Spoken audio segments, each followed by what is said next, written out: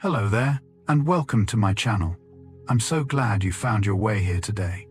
There is a quiet moment familiar to nearly everyone when something inside you shifts before you understand why. A door you do not want to walk through, a person you trust at once with no reason you could name. That feeling has a history, a biology, and a logic all its own. And before we begin, if these calm explorations are something you enjoy, consider liking and subscribing. It helps others find their way here too. Now, let's begin. Consider the way a decision can announce itself in the body first. Your shoulders tighten, your stomach drops. The feeling arrives whole, fully formed before a single sentence of reasoning has assembled itself in your mind. Researchers who study this describe intuition as knowledge that surfaces without conscious deliberation, often felt rather than thought. The body becomes the first messenger, registering a conclusion the talking mind has not yet caught up to. It is not that thought comes later and matters less. It is that two systems are working at once, and one of them speaks in sensation. To notice this in yourself is to glimpse how much of your knowing happens just beneath the surface of awareness quietly arriving. Why do we say a gut feeling at all?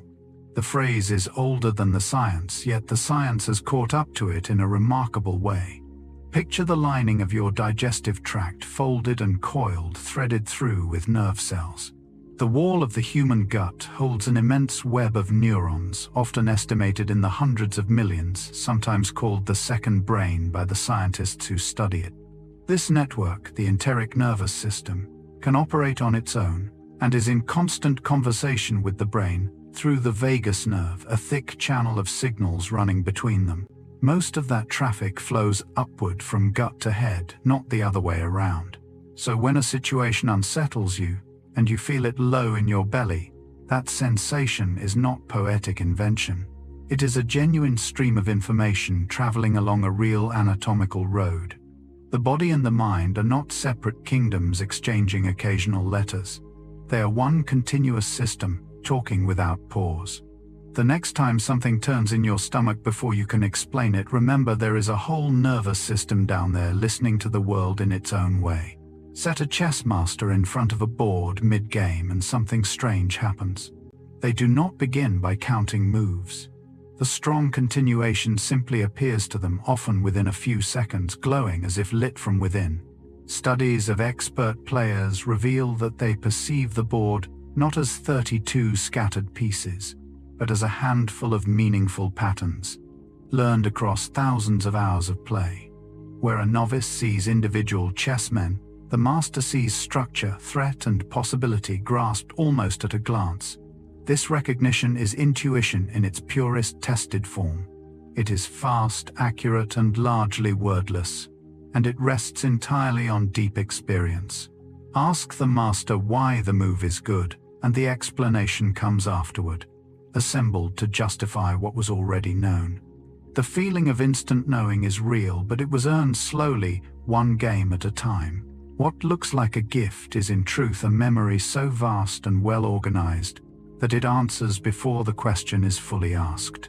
Mastery in the end is intuition that has been carefully built. Something is off. You cannot say what, only that the room, the street, the conversation has changed in a way your reasoning has not yet named. This experience turns out to be one of intuition's oldest functions.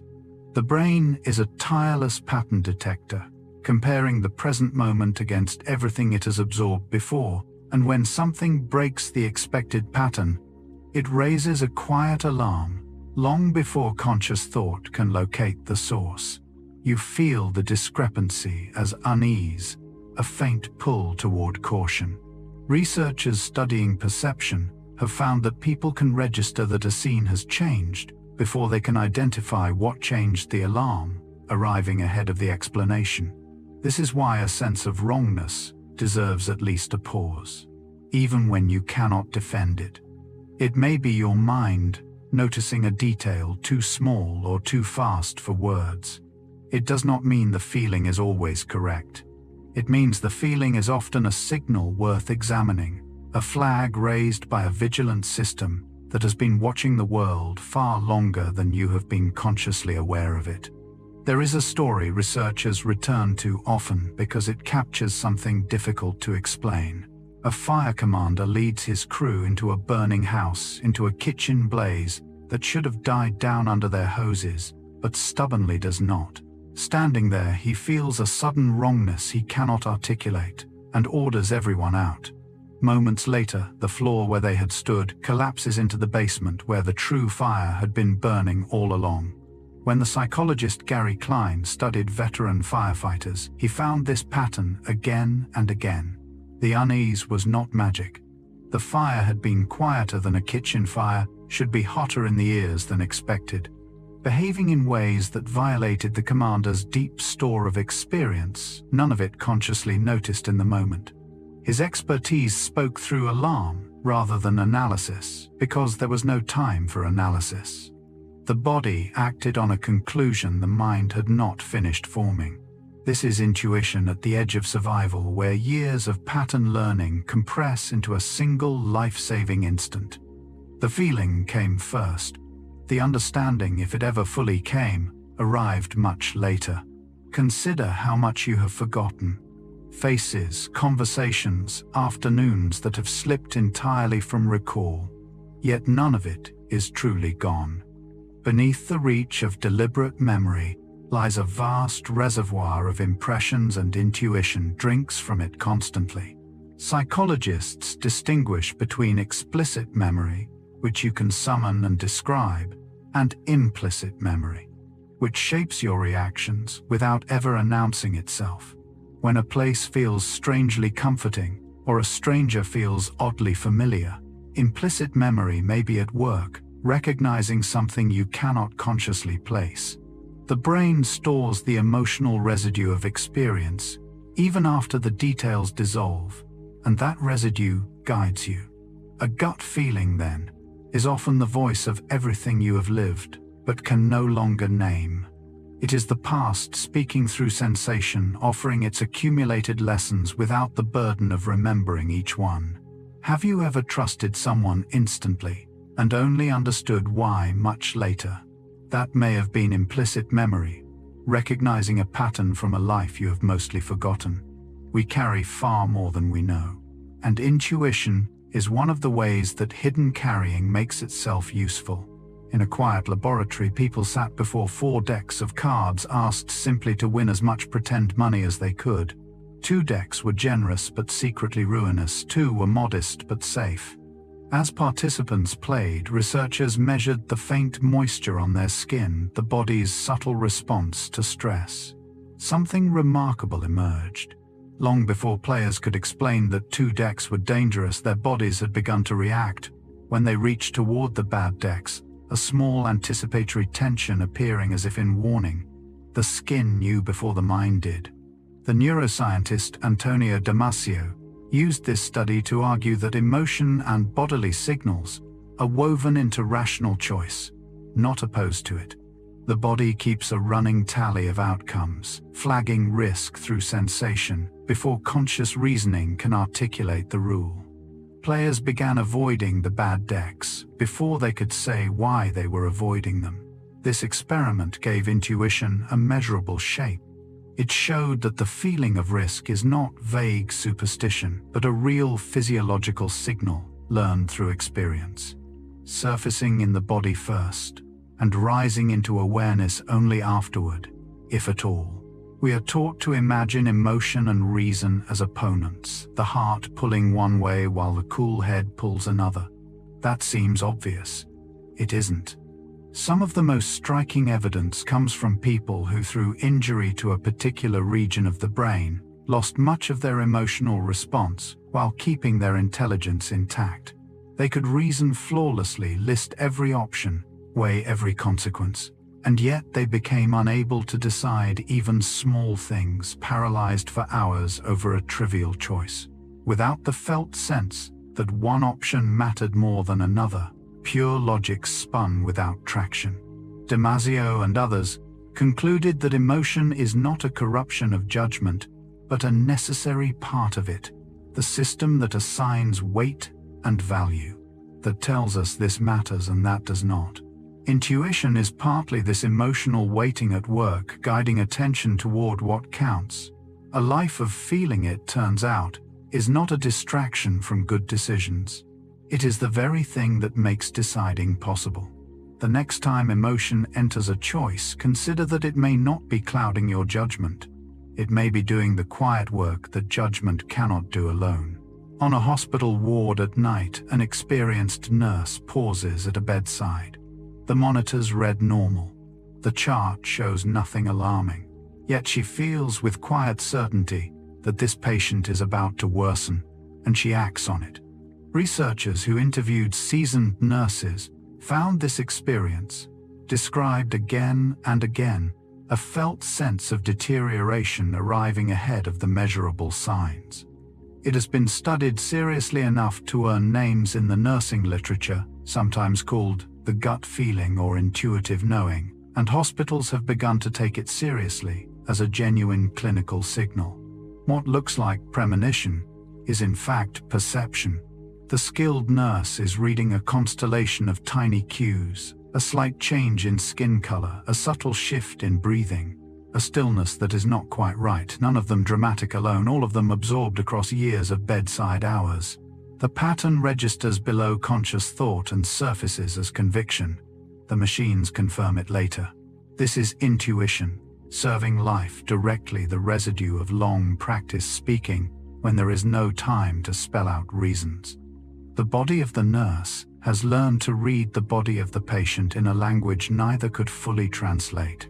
Pause and consider how much your senses are taking in right now. The weight of your body against the chair, the temperature of the air, the faint sounds at the edge of the room, the light, the pressure, the countless signals streaming inward every second. Your conscious mind is aware of almost none of it. Scientists estimate that the senses gather information at a rate vastly beyond what awareness can hold, the brain receiving an enormous flood while consciousness samples only a thin trickle. The rest does not vanish. Much of it is processed below the surface, sorted and weighed by systems you never directly observe. Intuition is one of the channels through which that hidden processing reaches you. When a feeling arrives without apparent cause, it may be the summary of 1,000 details your awareness never registered, but your brain quietly did. The conscious mind is not the whole of you. It is a small, lit room in a vast house, and intuition is the sound of someone moving in the other rooms carrying news you did not know was being gathered. Most of your knowing happens in the dark, and that is not a flaw but a feature. You meet a stranger, and before a word is exchanged, something in you has already decided. Trustworthy, cold, warm, threatening. The judgment feels instantaneous because it nearly is. In careful experiments, researchers showed people faces for as little as 1/10 of a second and found that impressions of trustworthiness and competence formed in that flicker, barely changing when participants were given more time to look. The mind reaches a verdict on a face almost the moment it sees one. These snap judgments are remarkably consistent across different people viewing the same face, which suggests we are responding to shared visual cues rather than personal whim. Whether the judgments are accurate is another matter entirely, and often they are not. A trustworthy-looking face is not a trustworthy person. But the speed reveals something about how the social brain works, evolved to assess friend or foe in an instant when hesitation could once have been dangerous. Have you ever felt sure about someone the moment you saw them? That certainty arrived faster than thought, ancient machinery, deciding before you could weigh in. It is worth knowing how quick and how unreliable that first verdict can be. Here is the difficulty at the heart of the whole subject. Intuition feels the same, whether it is right or wrong. The firefighter, who saves his crew, and the gambler, certain his luck is about to turn, are both moved by the same inner conviction, the same felt certainty rising unbidden. The feeling carries no label marking it true or false. This is why intuition is neither the oracle some imagine, nor the mere superstition others dismiss. Research shows it can be extraordinarily accurate in the right conditions and reliably misleading in the wrong ones. The deciding factor is rarely how strong the feeling is. A powerful hunch in a chaotic, random domain is just a powerful hunch. The same strength of feeling in a domain you have practiced for years may be hard-won wisdom. The lesson is not to trust intuition blindly, nor to distrust it on principle, but to ask where it came from. Was it earned through real repeated experience with honest feedback? Or does it merely feel certain? Learning to tell those apart is among the most useful skills a person can develop, because the sensation itself will never tell you which one you are holding. A feeling arrives clean and convincing, and it seems to come from nowhere but truth itself. Yet sometimes, what feels like insight is a bias wearing insight's clothing. Psychologists have catalogued dozens of these quiet distortions, and many of them masquerade as intuition. The availability bias makes a danger feel likely simply because an example springs easily to mind. So a recent plane crash makes flying feel perilous, though the roads remain far deadlier. The anchoring effect lets an arbitrary first number secretly shape every judgment that follows. These mechanisms operate below awareness and deliver their verdicts as gut feelings indistinguishable from genuine knowing.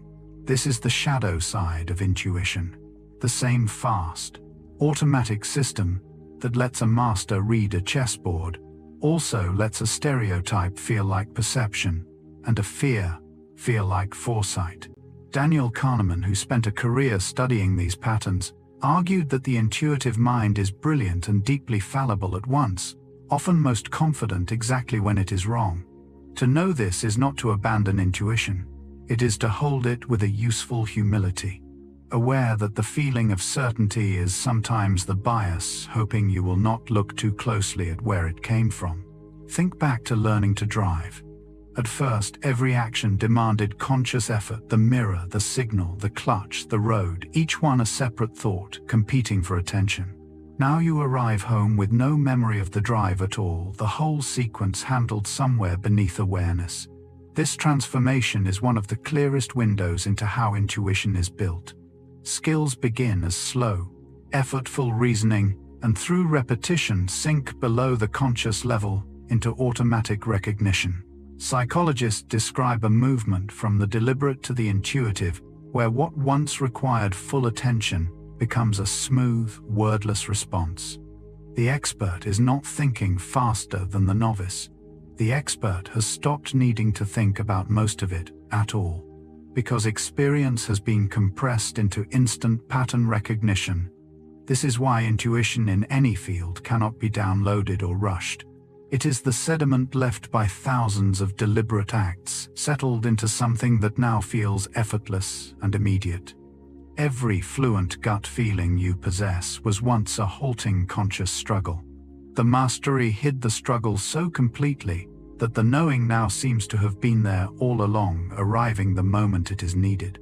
There is an old story that the brain splits neatly into a logical left side and a creative right, and that story is mostly too simple to be true. Yet, beneath the oversimplification lies something real. Studies of people whose two hemispheres were surgically separated revealed that the brain's sides do specialize the left, often handling language and step-by-step analysis. The right leaning toward grasping wholes, faces, spatial relationships, the overall gestalt of a scene. The right hemisphere tends to take in the situation all at once, which may be part of why some intuitive judgments resist being put into words. When you sense the mood of a room or recognize that a face is somehow wrong, you may be drawing on processing that is holistic by nature, not built from sentences. This does not mean intuition lives in one half of the head, for the brain works as a whole. But it suggests why the intuitive grasp so often outruns the ability to explain it. Some knowing is assembled in a part of the mind that never learned to speak, delivering its conclusions complete, leaving the verbal self to scramble afterward for words it may never quite find. We like to believe we reason our way to conclusions, weighing evidence, and arriving at a verdict. Often the order runs backward. In a striking line of research, psychologists found that people frequently reach a judgment quickly and intuitively, then construct the reasons afterward to justify a decision already made. In one set of studies on moral judgment, people would declare an act wrong almost instantly, and when pressed for why would grope for justifications, sometimes falling silent yet refusing to change their verdict, a state researchers called moral dumbfounding. The conclusion came first. The reasoning was hired afterward to defend it. This does not mean reasons never matter, or that we cannot think things through. But it reveals how much of our deciding is led by fast intuition, with deliberate thought, often serving as the spokesperson rather than the judge. Have you ever argued passionately for a choice you had in truth already made in an instant? Most of us have. Recognizing this pattern is oddly freeing. It lets us notice when our reasons are genuine inquiry, and when they are merely loyal defenders of a gut feeling that decided everything before the debate began. You wrestle with a problem all day and get nowhere. You sleep, you wake, and the answer is simply there as if someone left it on the doorstep overnight. This is not merely a charming story people tell. It has been tested in laboratories. In one well-known experiment, participants learned a tedious task that contained a hidden shortcut they were not told about. Those allowed to sleep between sessions were far more likely to discover the hidden rule than those who stayed awake the same hours. Sleep, it seems, does not simply rest the mind. It reorganizes the day's experience, strengthening connections and surfacing patterns that waking effort had pushed too hard to see. Intuition often works best when conscious striving steps aside, and sleep is the deepest form of stepping aside.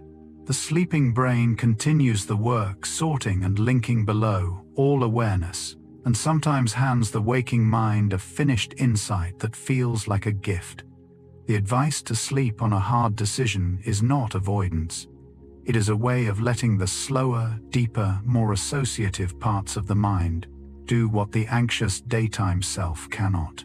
The morning often knows what the evening could not. There is a curious sensation familiar to everyone of being certain you know something before you can produce it. You are sure you recognize the answer to a question, even as the answer itself stays out of reach. Psychologists call this the feeling of knowing, and they have studied it carefully.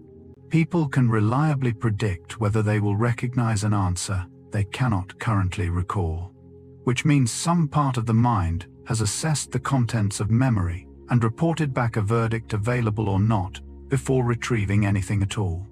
The feeling arrives ahead of the fact. This is intuition, operating on the inner landscape of memory itself, a kind of internal sense of what you possess. It is usually accurate, which is remarkable, because it means you can know that you know without yet knowing what you know. That small everyday experience is a window onto something larger. The mind constantly monitors itself beneath awareness, forming judgments about its own contents and capabilities and delivering those judgments as feelings. The certainty you sense before the answer surfaces is real information, a quiet report from a part of you that has already checked the shelves. Long before any creature could form a sentence, survival depended on fast, wordless judgment. The rustle in the grass that meant predator, the taste that meant poison, the expression that meant danger. The animals that paused to reason these out did not always live to reproduce. Intuition, in this deep sense, is far older than thought as we know it, rooted in the rapid, automatic responses that kept living things alive across hundreds of millions of years. The human capacity for snap judgment did not arrive with civilization. It was inherited from a vast ancestry of beings that had to decide in an instant or perish. This is why so much intuition is felt in the body and tied to emotion, especially fear, the oldest and fastest of the alarm systems. The thinking, talking mind is a recent addition layered on top of machinery built for speed. When a feeling of danger grips you before you understand it, You are running ancient software, refined by an unimaginable span of survival. It does not always fit the modern world where its alarms can misfire, but it remains a profound part of what it means to be a living thing that has come this far. Should you trust your gut? The honest answer is that it depends entirely on where the gut learned what it knows. Researchers studying expertise have found a clear pattern. Intuition becomes trustworthy in environments that are regular enough to contain real patterns and that provide prompt, clear feedback so the learner can absorb genuine lessons.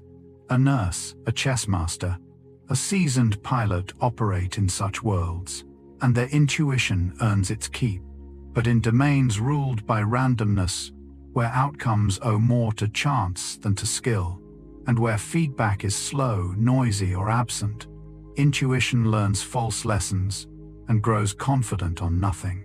The stock picker certain of a hunch, and the firefighter certain of collapse, feel identical inside. Yet one operates in a world that teaches, and the other in a world that deceives. This is perhaps the single most useful thing to understand about gut feelings. Their reliability is not a property of the feeling, but of the world that trained it. Before trusting a strong intuition, it is worth asking quietly whether the domain it came from is one where experience could ever have taught the truth. The feeling cannot answer that question. Only you can. In a quiet room scented with hundreds of vials, a master perfumer lifts a strip of paper, breathes, and knows at once whether a blend has life or falls flat. The judgment comes before any words, and the words when they arrive feel like clumsy translations of something already certain. The same is true of master tea tasters, wine experts, and coffee graders, whose trained senses render verdicts faster than conscious analysis could. Studies of sensory experts reveal that years of practice reshape perception itself, allowing them to detect distinctions invisible to the rest of us, and to recognize quality as an immediate impression rather than a calculated score. Their vocabulary often lags far behind their knowing, which is why expert tasters sometimes struggle to put a sublime difference into language, even as they feel it with total clarity. This is intuition in the most refined corners of human skill, built from thousands of deliberate encounters with smell and taste. What seems like a mysterious gift is a perceptual memory of astonishing depth. The nose and the tongue, patiently educated, arrive at truth before the talking mind can catch up, and sometimes the talking mind never fully does. Pressure changes everything about how we decide, but not always in the direction you might expect. Under acute stress, the mind narrows attention, contracts, and the deliberate analytical faculties begin to falter. For a novice, this is often disastrous. The careful reasoning they depend on collapsing exactly when it is needed. Yet for an expert, stress can have a different effect entirely. Because their knowledge has become intuitive, requiring little conscious effort, it remains available under pressure when slow analysis would fail.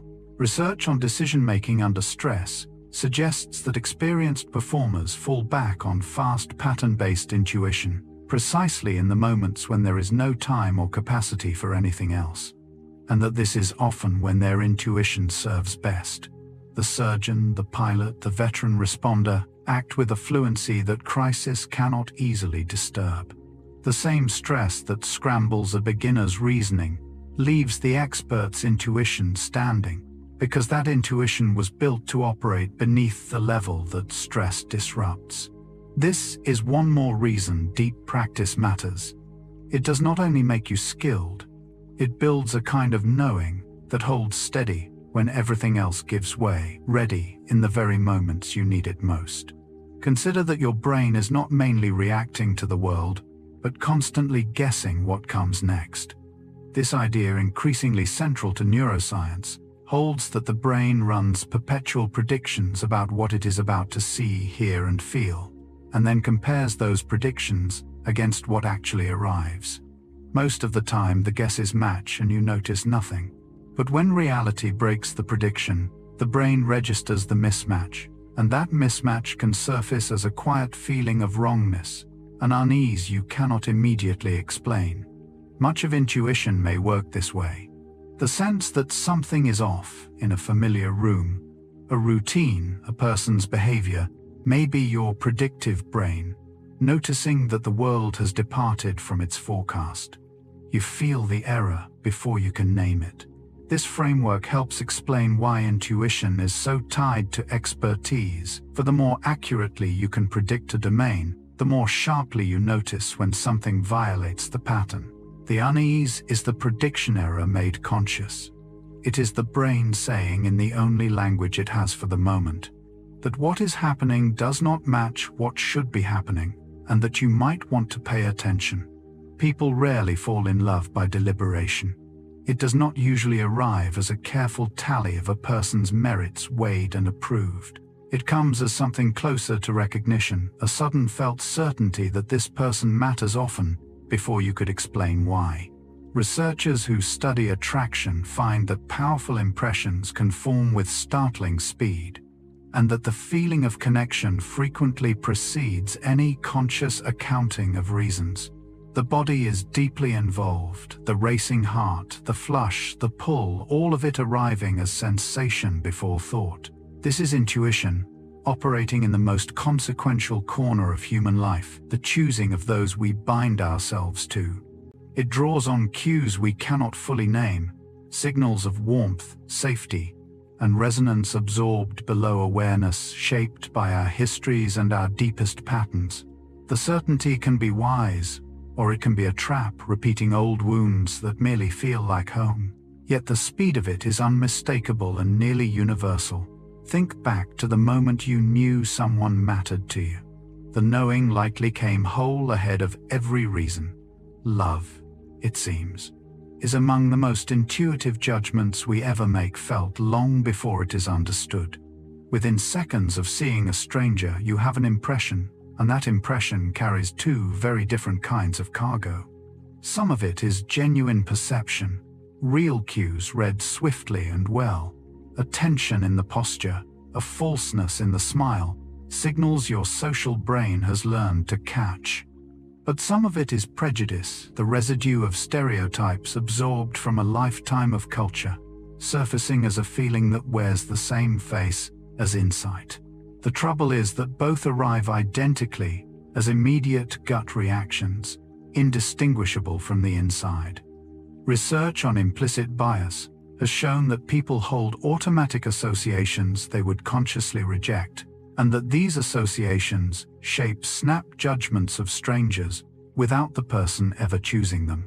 This is the hardest truth about social intuition.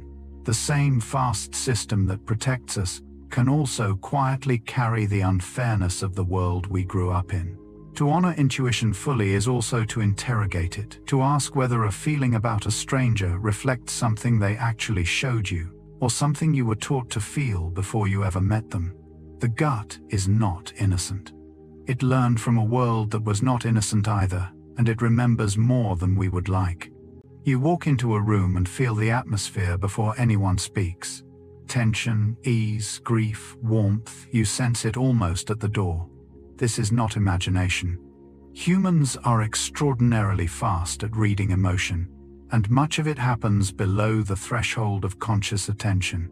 Studies show that the brain responds to facial expressions of emotion within a fraction of a second, sometimes even when the face is shown too briefly to be consciously seen. We are wired to catch the emotional weather of those around us, almost instantly, a capacity essential to creatures who survive by living in groups. The feeling of sensing a mood is intuition, reading the faces, the posture, the subtle cues of others faster than you can deliberately notice them. It is why a friend's distress can reach you before they say a word, and why a room's unspoken conflict can press on you the moment you enter. This swiftness is ancient and largely involuntary. You are constantly broadcasting your inner state through signals you do not control, and constantly receiving the same from everyone around you. Much of what we call social intuition is simply this ceaseless high-speed exchange of feeling happening just beneath the surface of every encounter. Deep within the brain sit two small structures, almond-shaped, that act as a kind of alarm.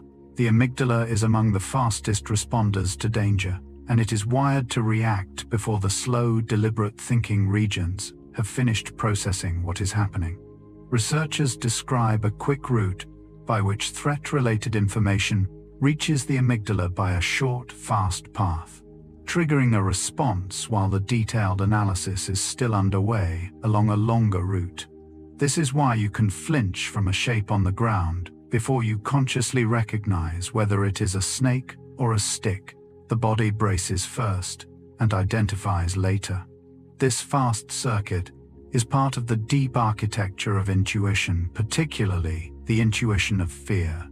It explains why dangerous feelings arrive so suddenly and so physically gripping the body before the mind can weigh in. The system favors speed over accuracy, preferring a false alarm to a missed threat, because across our long evolutionary past, the cost of those two errors was wildly unequal. When fear seizes you before you understand it, this ancient alarm has fired. It is not always right, but it is built to be fast, and being fast long ago was often the difference between living and not. It sounds like advice against thinking, but the research is more interesting than that. In a series of studies, psychologists gave people complex choices with many factors to weigh, and found that those who deliberated carefully sometimes made worse choices than those who were distracted and decided without conscious analysis. The idea, which sparked considerable debate, was that for certain complicated problems, the unconscious mind handles many variables at once in a way that effortful, conscious reasoning, with its narrow focus, cannot. Deliberation can sometimes overweight whatever is easiest to articulate, while the gut integrates the whole. The findings remain contested, and not every study replicates them, which itself is worth saying honestly. But they point to something real that many people have felt.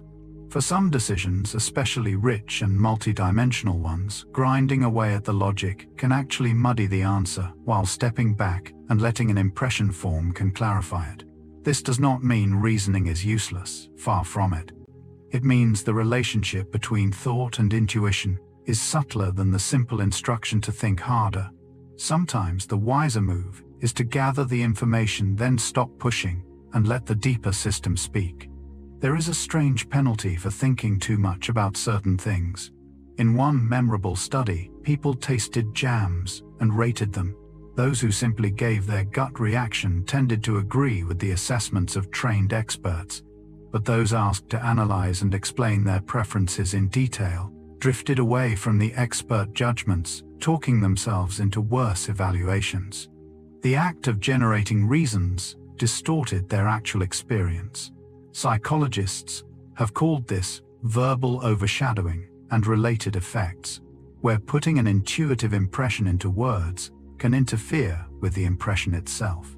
When you analyze a feeling that was already wise, you sometimes replace it with reasons that are easy to articulate but beside the point, mistaking what is sayable for what is true. This does not condemn all reflection. For many decisions, careful thought is essential. But for judgments that rest on holistic perception, taste, aesthetic response, a sense of fit, the demand to justify, can pull you away from a knowing that was already sound. Have you ever liked something instantly, then reasoned yourself out of it, only to regret the change?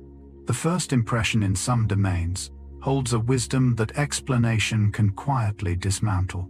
Knowing when to stop explaining is its own kind of skill. Long before a child learns a single equation, the mind already expects the world to behave in certain ways. Infants, studied through how long they stare at surprising events, appear to grasp intuitive physics remarkably early.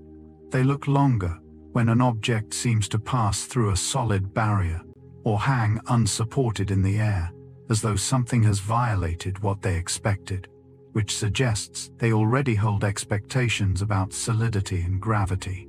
They also show an early sense of number noticing when a hidden set of objects changes in quantity. None of this was taught. It appears to be part of the mind's native equipment, a set of intuitive frameworks for making sense of the physical and quantitative world present almost from the start. This is intuition in its most foundational form, the scaffolding of understanding that arrives before instruction.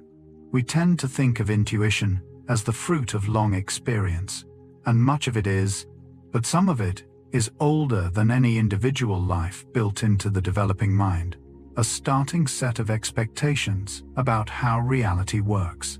The child who is surprised by an impossible event is showing us that knowing in some deep sense begins before learning does. It is tempting to imagine intuition as a gift, something certain people are simply born with, a mysterious sensitivity others lack. The evidence points elsewhere. While some intuitive frameworks appear early in life, the powerful, accurate intuition that guides experts is overwhelmingly the product of experience built through long and deep engagement with a particular domain. The chess master, the nurse, the firefighter were not born knowing. They accumulated thousands of hours of patterned feedback and correction until their hard-won knowledge sank below the level of conscious effort and began to feel immediate. Researchers who study expertise are clear on this point. Reliable intuition in any complex field requires extensive practice in an environment that offers genuine feedback, and there are no shortcuts to it. This is in a way a hopeful truth. It means intuition is not a fixed endowment doled out unevenly at birth, but a capacity that can be cultivated by anyone willing to engage deeply and patiently with something over time. The gut feeling you admire in an expert is not magic they possessed from the cradle. It is the visible surface of a long, mostly invisible apprenticeship. What looks like a gift is almost always a history. Medicine, prizes, evidence, measurement, and protocol, and rightly so. Yet ask experienced physicians how they work, and many will describe a quieter faculty that runs alongside the data. Researchers studying primary care doctors have found that a gut feeling, a sense that something is seriously wrong, even when the obvious signs are absent, can be a genuine and useful diagnostic signal, sometimes prompting the investigation that catches a hidden illness early. In some studies, this physician intuition has been associated with real predictive value, particularly in spotting grave conditions in children before they fully declare themselves. This is not a rejection of evidence-based medicine. It is a recognition that the experienced clinician's intuition is itself a form of evidence, the compressed product of countless patients' seen patterns absorbed, outcomes witnessed. The wise practitioner does not choose between gut and data, but holds them together, letting the feeling raise the question and the evidence answer it. When a seasoned doctor says they simply did not like how a patient looked, they are reporting a real perception, often too subtle and too fast to fully articulate that years at the bedside have taught them to take seriously. Intuition and analysis here are not rivals. They are colleagues in the difficult work of seeing clearly. Every choice you have ever made left a faint trace, and many of those traces live in the body rather than in conscious memory.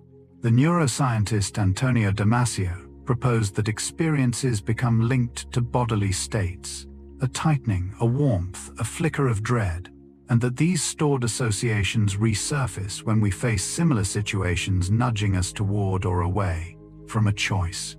He called these somatic markers the body's shorthand for what once went well or badly. You may not remember the specific occasion when a certain kind of person let you down, but your body may remember the feeling and produce a quiet warning when you meet someone similar. This is intuition, as physical memory, the residue of outcomes that conscious recall has long since released. It means your gut is not speaking from nowhere. It is speaking from a ledger written in sensation, kept across a lifetime, recording lessons your narrating mind has forgotten. The theory remains debated in its details, as honest science always leaves room for. But the core insight has held up well that feeling and choosing are deeply entangled, and that the body carries a kind of wisdom assembled from experiences we can no longer name but have never entirely lost. We tend to treat physical sensations as mere weather passing through the body, meaningless in themselves. Sometimes they are messages. The prickle of goosebumps, the sudden tightening in the chest, the subtle clench of the stomach can be the visible surface of an assessment happening below awareness, the body registering something the conscious mind has not yet caught. A growing area of research called interoception studies how we perceive the internal state of our own bodies, and it suggests that people who are more attuned to these inner signals may make better intuitive decisions in certain conditions. The sensations are not noise to be ignored, but information to be read. This does not mean every shiver is a prophecy, for the body produces plenty of meaningless static too, but it means the wall we often build between feeling and knowing is more porous than we assume. When your body reacts before you understand why it may be reporting a real perception in the only vocabulary it has. Learning to notice these signals without either dismissing them or worshipping them is part of developing a mature relationship with intuition. The body is always speaking. The skill lies in listening well and in knowing which whispers to trust. Here is the quiet condition that separates trustworthy intuition from the deceptive kind. For the gut to learn anything true, the world it learns from must tell the truth clearly and soon. An environment provides good feedback when actions lead to outcomes you can observe promptly enough to connect cause and effect. A weather forecaster learns from forecasts that are proven right or wrong within days, and their intuition sharpens accordingly. A nurse sees patients improve or decline and absorbs the patterns. But where feedback is delayed, distorted, or hidden, the learner can practice for years and grow confident on lessons that were never real. The political pundit and the long-horizon forecaster often receive feedback so slow and tangled that their intuition never genuinely improves, however certain they become. This is why the simple question of whether to trust a gut feeling has no simple answer. The feeling's reliability was determined long before by the quality of the feedback in the world that trained it. Wherever you have learned in conditions of honest, timely correction, your intuition has likely earned some trust. Wherever the feedback was poor, even a lifetime of experience may have taught you very little, no matter how sure you feel. Step into a casino, and you step into a place engineered to exploit the failures of intuition. The gambler who feels that a win is due, that the wheel owes them after a long losing streak, is in the grip of a powerful and entirely false gut feeling. The gambler's fallacy, the sense that random events somehow balance themselves in the short run. They do not. Each spin is independent, indifferent to all that came before, yet the intuition that a turn of luck is coming feels overwhelming. Financial markets punish the same misplaced confidence. Studies of individual investors find that those who trade most actively, often driven by hunches and the conviction that they can time the market, tend to earn lower returns than those who simply hold steady. In these domains, ruled by chance, intuition is not a guide, but a trap confidently pointing the wrong way. This is the shadow companion to expert intuition. The very same machinery that lets a master read a chessboard generates seductive certainty in places where no real pattern exists to be read. The lesson is humbling and useful. A strong gut feeling in a random world is not wisdom. It is the mind insisting on a pattern that is simply not there. Watch a goalkeeper face a penalty kick. The ball leaves the foot and arrives in a fraction of a second, far too fast for any conscious calculation of where to dive. Yet the best keepers move, and often move correctly, reading the kicker's body in the instant before contact. Elite athletes across many sports describe this experience of acting before deciding, the body responding to a situation, while the conscious mind is still a step behind. Research on perception and action in sport supports this.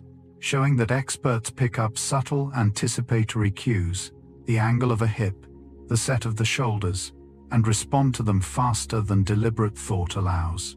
What looks like superhuman reflex is in fact intuition trained into the body through endless repetition, perception, and movement, fused into a single seamless act. The athlete is not thinking this opponent will go left, therefore I will move right. The moving happens first, guided by patterns absorbed across years. Afterward, if asked, they may struggle to explain how they knew. This is intuition at the speed of the body, where there is no time for anything slower. The decision and the action have collapsed into one, and the conscious self watches almost as a spectator, something it set in motion long ago, through practice. You believe you see the world directly, fully as it is. You do not. The brain receives incomplete, fragmentary information from the senses and constructs a seamless experience by filling the gaps with assumptions, predictions, and educated guesses so smoothly that you never notice the construction.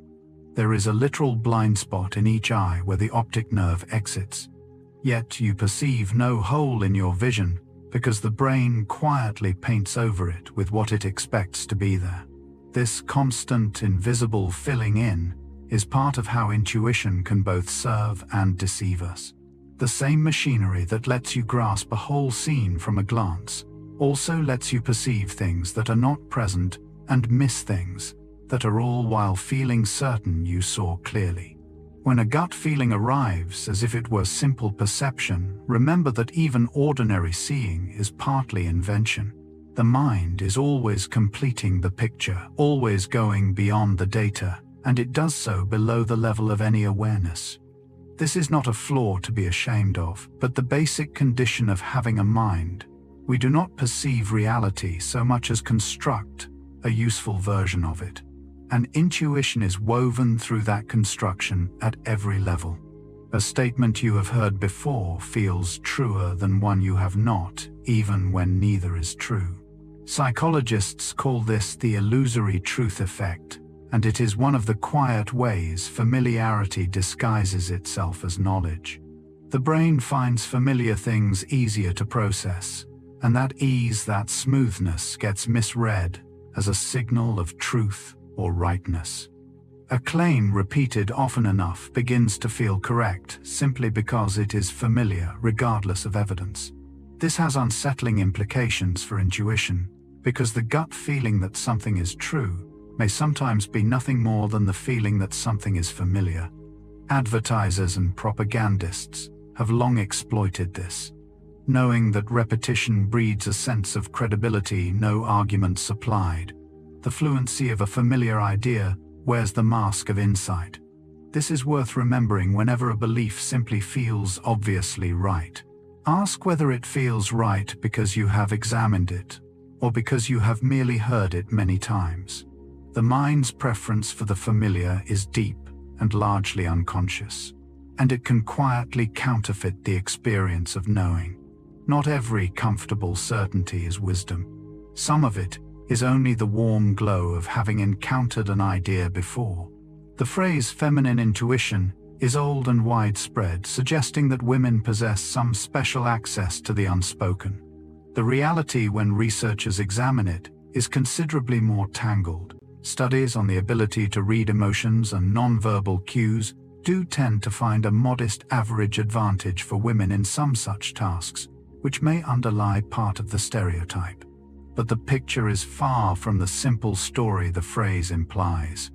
The differences are small, vary by context, and may owe much to social roles and expectations, rather than any innate gift, with some research suggesting the gap shrinks when people are motivated equally or unaware they are being tested. Intuition itself, the broader capacity for fast experience-based judgment, shows no clear case for being a particularly female trait. The stereotype likely persists because it is culturally convenient and because individual examples are easy to notice and remember.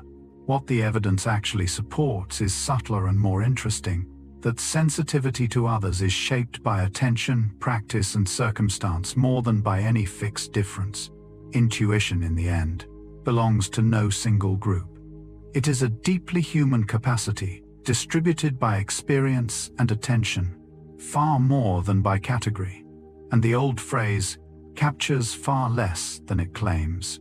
We are often urged to pick a side. Trust your gut or think it through. Follow your heart or use your head. The framing is appealing and almost entirely wrong. The most influential models of the mind describe two systems working together. One, fast, automatic and intuitive. The other, slow, effortful and analytical. And the point is not that one is superior, but that each excels where the other struggles. The intuitive system is brilliant at pattern speed and the integration of complex wholes. The analytical system is essential for careful logic, for checking the gut's mistakes, for situations the fast system has never been trained to handle. Wisdom lies not in choosing one, but in knowing which to lean on when, and in letting them correct each other. The expert uses intuition to generate a swift sense of the situation, then analysis to test it where time allows. The careful thinker uses logic to reach a conclusion, then checks it against whether it feels right. The two are not opponents, locked in struggle for the steering wheel. They are partners in a single mind, and the people who decide best are usually those who have learned to use both, trusting the gut where it has earned trust, and questioning it where it has not. You feel it on the back of your neck. Someone is watching you. You turn, and indeed someone is. It feels like a sixth sense, a mysterious reach of perception beyond the ordinary. The likely explanation is quieter and more interesting. Human peripheral vision and ambient awareness pick up far more than we consciously register, and a face turned toward you even at the edge of sight may be detected below awareness and surface as that prickling sense of being observed. We are exquisitely tuned to gaze, with brains that respond strongly to eyes directed at us, an ancient sensitivity in social creatures, for whom being watched could signal threat or interest. So the feeling is often real information, just not arriving through any channel beyond the senses. It is intuition, assembling a conclusion from cues too faint and too fast for conscious notice. The times it is wrong when you turn and no one is there tend to be forgotten, while the times it is right feel uncanny and stick in memory, which inflates how reliable the sense seems. The mystery dissolves into something no less remarkable, a brain so attuned to the attention of others that it can feel a gaze it never consciously saw. Ask a true master to explain exactly how they do what they do, and you may be met with a curious helplessness. The grandmaster cannot fully say why the move is right. The veteran nurse cannot quite articulate what told her the patient was failing. The expert's knowledge has become so deeply intuitive, so far below the level of words, that it resists being put into language at all. Researchers call this tacit knowledge, the kind of knowing that lives in action rather than in articulable rules, and it poses a real difficulty for teaching. The most skilled practitioners are not always the best instructors, precisely because the thing they know best is the thing they can least explain. They have forgotten the rules they once followed consciously, having long since dissolved them into fluent automatic perception. This is why apprenticeship, watching, imitating, practicing alongside a master, often transmits expertise that no textbook can. Some knowing simply cannot be spoken, only absorbed through long exposure and repetition. When an expert says they just know, they are not being evasive. They are reporting honestly on a kind of knowledge that has moved beyond the reach of their own words, real and reliable, yet impossible to fully hand over in a sentence. Your gut feeling is not a neutral instrument reading the world objectively. It is colored, often strongly, by the mood you happen to be in. Research on how emotion shapes judgment finds that people in a sad or anxious mood tend to perceive more risk and judge situations more pessimistically, while those in a happy mood lean toward optimism and see opportunity where the anxious see threat. The same situation can produce opposite intuitions, depending only on your emotional state at the time. This matters because we experience these mood-driven feelings as if they were perceptions of reality itself, not reflections of our inner weather. A decision that feels dangerous on a bleak, exhausted evening may feel entirely reasonable in the bright clarity of morning, though nothing about the situation has changed. Understanding this is quietly powerful. It suggests a simple discipline to notice your mood before trusting a strong gut feeling, especially for important choices, and to be wary when fear or elation is running high. The feeling may be reporting on you more than on the world. The wisest move is sometimes to wait for a steadier state before deciding, letting the mood pass, so that intuition can speak from clearer ground. There is an old piece of exam advice passed from student to student that you should trust your first instinct and never change your answer. Like much folk wisdom, it is partly right and partly wrong. Research on answer changing tells a more careful story. When students do change answers, they more often move from wrong to right than from right to wrong, which suggests that changing, when prompted by genuine second thoughts, tends to help rather than hurt. So the blanket rule to never change is not well supported. Yet the persistent belief in first instinct intuition reveals something real about how memory works. The first answer that surfaces is often the one most strongly associated in memory, and for well-learned material, that initial impression is frequently sound. The truth sits in between. A first instinct deserves respect because it draws on the quickest and often strongest connection in memory. But it does not deserve blind loyalty, because reflection can catch errors the first impression missed. The skill is to distinguish a genuine reconsideration, which has found a real reason to change, from mere anxious second-guessing, which only erodes a sound first answer. Trust the gut, but let careful thought overrule it when it has something real to say. Where does a new idea come from?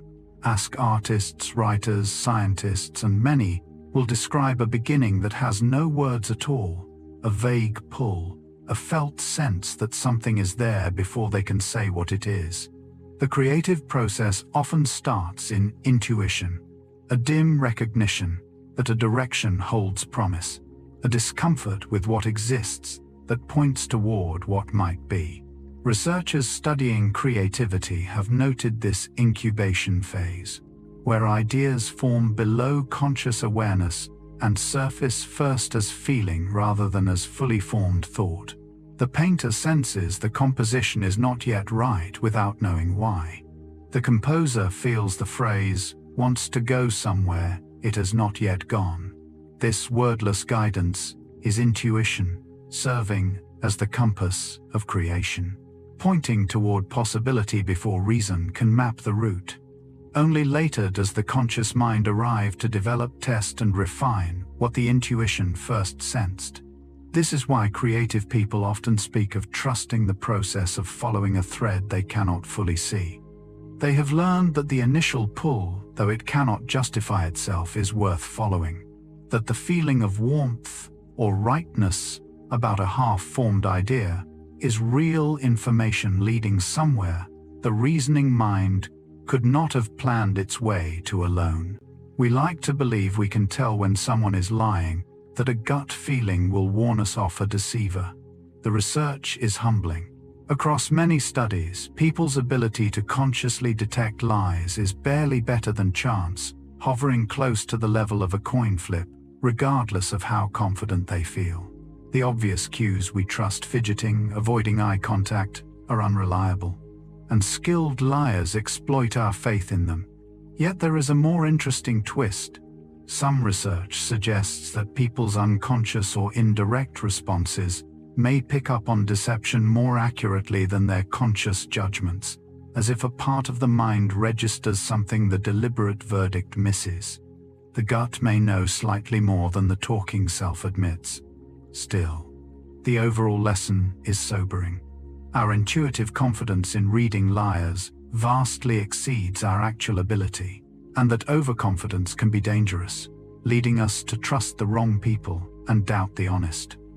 This is a domain where the feeling of certainty deserves real suspicion.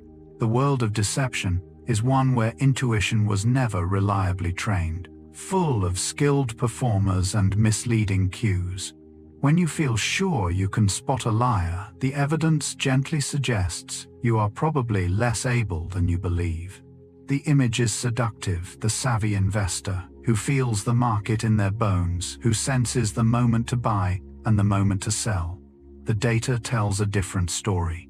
Studies of investor behavior consistently find that those who act most on hunches, trading frequently chasing feelings about where the market is headed, tend to do worse than those who hold steady and let time work.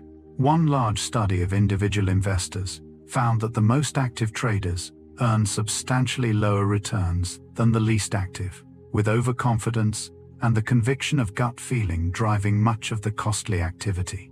Financial markets are close to the worst possible environment for intuition, dominated by chance in the short run, flooded with noise, offering feedback so tangled that the gut learns false lessons and grows confident on them. The feeling of knowing where the market will go is almost always an illusion, however strong. This is one of the clearest practical lessons in the whole study of intuition. In some domains, the disciplined, unexciting approach of patience and broad diversification reliably beats the thrilling certainty of the hunch. The gut that serves a nurse so well betrays the investor, because the world of markets never gave it honest patterns to learn from in the first place. Close your eyes and imagine biting into a lemon, and your mouth may water as though the fruit were real. This small trick reveals something profound about the mind. The brain does not sharply separate the imagined from the actual. It runs simulations of possible futures, and it reacts to those simulations with real bodily and emotional responses, as if the imagined events were happening. This capacity for mental rehearsal is woven deeply into intuition. When you contemplate a decision, part of the mind quietly simulates the outcomes, and you feel the simulated results as gut reactions, a flicker of dread or ease about a path not yet taken. The body responds to the imagined future and reports back through feeling. This is part of how intuition guides choice. By letting you sample the emotional flavor of possibilities before committing to any of them, the feeling you get when you picture accepting a job offer or ending a relationship is your brain previewing the future and tasting it on your behalf. The simulation is imperfect, shaped by mood and bias, and should not be trusted blindly. But it is real information of a kind. The mind running ahead to scout the territory and sending back its impressions in the only language that fast it has, the language of feeling. It strikes without warning the eerie conviction that this exact moment has happened before, though you know it cannot have. Déjà vu is one of the strangest experiences the mind produces, and researchers have come to see it as a kind of glitch in the machinery of familiarity. The leading idea is that the brain's system for signaling recognition fires by mistake, producing the strong feeling of having been here before without any actual memory to back it up. It is, in a sense, intuition without content, the sensation of knowing detached from anything known. This is revealing because it shows that the feeling of familiarity is generated separately from the memories it usually accompanies. Normally, the two arrive together, the recognition and the recollection. In déjà vu, the recognition fires alone and the result feels uncanny, precisely because it is a feeling of knowing with nothing behind it. The experience tends to be harmless and brief, a momentary crossing of wires. But it offers a rare glimpse into how intuition is built, demonstrating that the sense of rightness or familiarity is its own signal, capable of sounding even when it has nothing real to announce.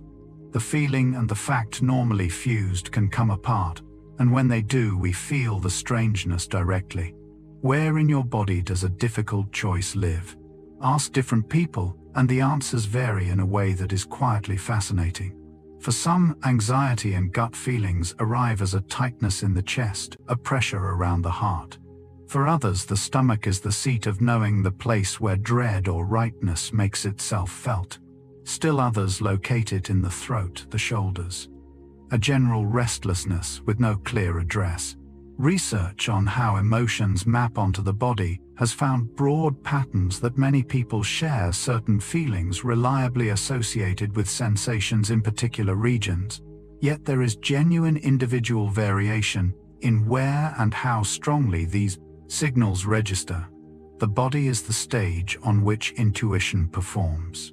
But the choreography differs from person to person. This matters for anyone trying to listen to their gut, because part of the skill is learning your own particular signals, the specific way your body speaks when it has something to say. One person's reliable warning sign is silence in another. There is no universal manual for reading the body's intuitive language. Each of us must learn our own dialect, attending over time to where our feelings land and what they have tended to mean, building a private fluency in the signals only we can feel. Not all experience teaches equally. A person can do something for 20 years and remain mediocre while another improves steadily in a fraction of the time. The difference lies not in the raw hours, but in the quality of the practice. Researchers studying expertise have found that what builds genuine skill and the reliable intuition that comes with it is deliberate practice, focused, effortful engagement with feedback, attention to errors, and continual reaching beyond current ability. Mere repetition without reflection tends to plateau the skill, settling into a comfortable adequacy that no longer grows. Intuition sharpens most when experience is met with honest attention, when outcomes are examined rather than ignored, when mistakes are studied rather than excused. This is why some seasoned practitioners possess uncanny intuition, and others equally experienced on paper do not. The gut learns best from a person willing to learn. This offers a kind of guidance for anyone hoping to deepen their own intuition in a field that matters to them. Pay attention to results. Notice when your feelings were right and when they misled you. Reflect on the patterns. Over time, this deliberate attention does something remarkable, sinking real lessons below the level of conscious effort until the knowing rises on its own, faster and truer than before. Watch a deer freeze at a sound no human ear could pass, or a dog grow uneasy before a stranger does anything at all, and you are watching intuition older than our species. Animals across the living world possess fast automatic systems for sensing danger, opportunity, and the intentions of others, responding to subtle cues with no deliberation whatsoever. The fear that grips a prey animal at a half-glimpsed shape, the wariness a dog shows toward a person it has somehow judged untrustworthy. These are the same kinds of rapid, below-conscious assessments that drive much of human intuition. Researchers studying animal cognition find sophisticated capacities for reading the behavior and emotional states of others, and for detecting threat through channels far below any reasoning we would recognize. This shared inheritance tells us something important about our own gut feelings. They are not a peculiar human invention, but a deep biological capacity refined across the long history of life that we hold in common with the creatures around us. When your body reacts to danger before your mind explains it, you are using machinery a deer would recognize. Intuition connects us not only to our own forgotten experience, but to an ancient lineage of beings that survived by knowing swiftly and wordlessly when to run and when to stay. Intuition is shaped by experience, and not all experience teaches gentle lessons.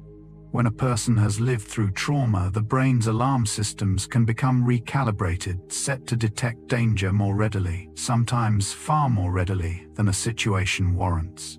Research on trauma and the stress response describes how frightening experiences can leave the threat detection system, including the amygdala, more reactive firing warnings, in conditions that are genuinely safe. For someone carrying this intuition may insist on danger where none exists, the body bracing against a present that resembles a painful past.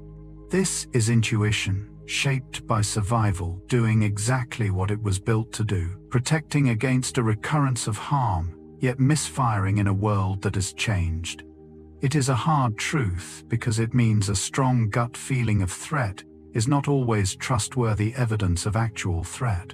It may instead be the echo of an old wound. Understanding this matters, and it is often part of healing, learning to recognize when the alarm is reporting the present and when it is replaying the past. The intuition is not broken so much as overprotective, loyal to a danger that has passed. With patient attention, and often with help, the system can gradually learn that the present is safer than it fears. Give a person an inert pill they believe is medicine, and remarkably often their symptoms improve, sometimes substantially. The placebo effect is among the most studied and most genuinely strange phenomena in medicine, a vivid demonstration that belief and expectation can produce real, measurable changes in the body. Pain eases, symptoms recede, the brain releases its own pain-killing chemistry, all triggered by the expectation of relief rather than by any active ingredient. This sits close to the heart of intuition's deeper mystery, the profound entanglement of mind and body. The same connection that lets a gut feeling arise as physical sensation lets a belief reshape physical experience. The body listens to the mind far more than our common sense supposes, and the boundary between what we think and what we feel in the flesh is far more porous than it appears. The placebo response is not imagination, in the dismissive sense, a fake recovery. It is a real bodily change driven by expectation, observable and reproducible. It reminds us that the gut and the brain, the believed and the felt, are woven together in ways we are only beginning to map. We are not minds piloting bodies from a distance. We are something more unified and more mysterious, where a thought can become a sensation and a belief can become a fact in the flesh. Among the most commonly reported intuitions, and one taken seriously even by clinicians, is the parent who simply knows their child is unwell before any obvious symptom appears. Studies in pediatric care have found that parental concern, a caregiver's gut sense that something is wrong, carries real diagnostic weight, sometimes flagging serious illness that early measurements miss. Experienced doctors have learned to listen when a parent says their child is not themselves, because that feeling often rests on a perception too fine to name. The parent attuned to their child across countless ordinary days registers a subtle deviation, a change in cry, in color, in stillness, in the quality of attention, that no stranger could catch, and that the parent themselves may be unable to articulate. This is intuition built from the deepest kind of familiarity, the long, attentive knowing of one person for another. It is not mystical foresight but exquisite perception, the accumulated sensitivity of someone who has watched this particular child through thousands of hours. Have you ever known something was wrong with someone you love before you could say what? That knowing is real, drawn from a closeness that has taught you their patterns so thoroughly that the smallest break in them reaches you as feeling. Love, it turns out, is also a form of expertise. Think of everything an expert has lived through in their field, the thousands of cases, the countless hours, the slow accumulation of pattern upon pattern. Now consider that all of it can deliver its verdict in a single instant, faster than a conscious thought. This is perhaps the most remarkable thing about intuition, its astonishing compression. Years of experience collapse into an immediate impression, a feeling that arrives whole and ready, carrying within it lessons too numerous to count. Researchers describe expert intuition as exactly this: the rapid recognition of a pattern that long experience has made familiar, the past distilled into a present knowing. The grandmaster does not relive every game when they sense the right move. The whole of their history speaks at once silently, in the form of a feeling. This compression is why intuition feels effortless and mysterious, even to those who possess it, because the labor that built it is invisible, dissolved into the instant. What you witness as a flash of knowing is the surfacing tip of an enormous submerged history. The moment is small.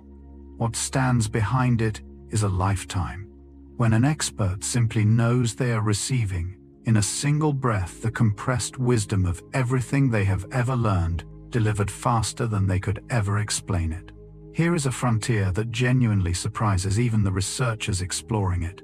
The trillions of microbes living in your gut may influence not only your digestion, but your mood, your stress, and perhaps even your choices.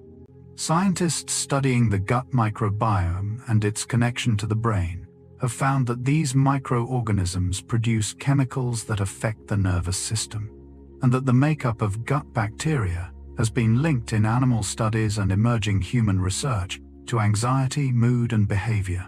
The communication runs along that same vagus nerve highway connecting gut and brain. This adds an unexpected layer to the old phrase, gut feeling. The state of your inner ecosystem may quietly shape the emotional weather in which your intuitions form, tilting you toward calm or anxiety, boldness or caution through channels you never perceive. The science is young, and much remains uncertain, with researchers careful not to overstate what is still being worked out, but the direction is striking. It suggests that the gut's influence on feeling and judgment may be even more literal than anyone imagined, that the community of life within us has a voice, however faint, in the moods that color our decisions. The seat of intuition may be more crowded and more biological than we ever supposed. Read about a deeply wrong act, and your sense of its wrongness arrives instantly before you have reasoned through any principle. This is one of the most robust findings in the psychology of morality. Our moral judgments are largely intuitive, fast, automatic, and emotional, with reasoning often following afterward to justify a verdict the gut already reached. The psychologist Jonathan Haidt compared moral reasoning to a rider on an elephant, where the intuitive elephant moves first, and the reasoning rider mostly explains and defends the direction already taken. When people are confronted with acts that violate deep taboos but harm no one, they often condemn them instantly, then struggle and fail to produce a logical reason, yet refuse to relent. The feeling of wrongness came first, and held firm without argument. This reveals how much of our moral life runs on intuition, on rapid gut responses, shaped by emotion, culture, and deep social instinct. It does not mean reasoning is worthless in ethics, for careful thought can revise and refine our intuitions over time. But it means our first moral feelings are powerful, fast, and often immovable, and that much of what feels like moral reasoning is the mind explaining a conclusion the heart reached long before. Catch a ball and your brain has just solved equations of motion you could not write down, calculating speed, arc, and timing in an instant entirely below awareness. Something similar happens with probability and risk. Long before you can consciously reason about odds, parts of the brain are tracking likelihood, weighing how probable various outcomes are, and feeding the result into your feelings as a sense of confidence or caution.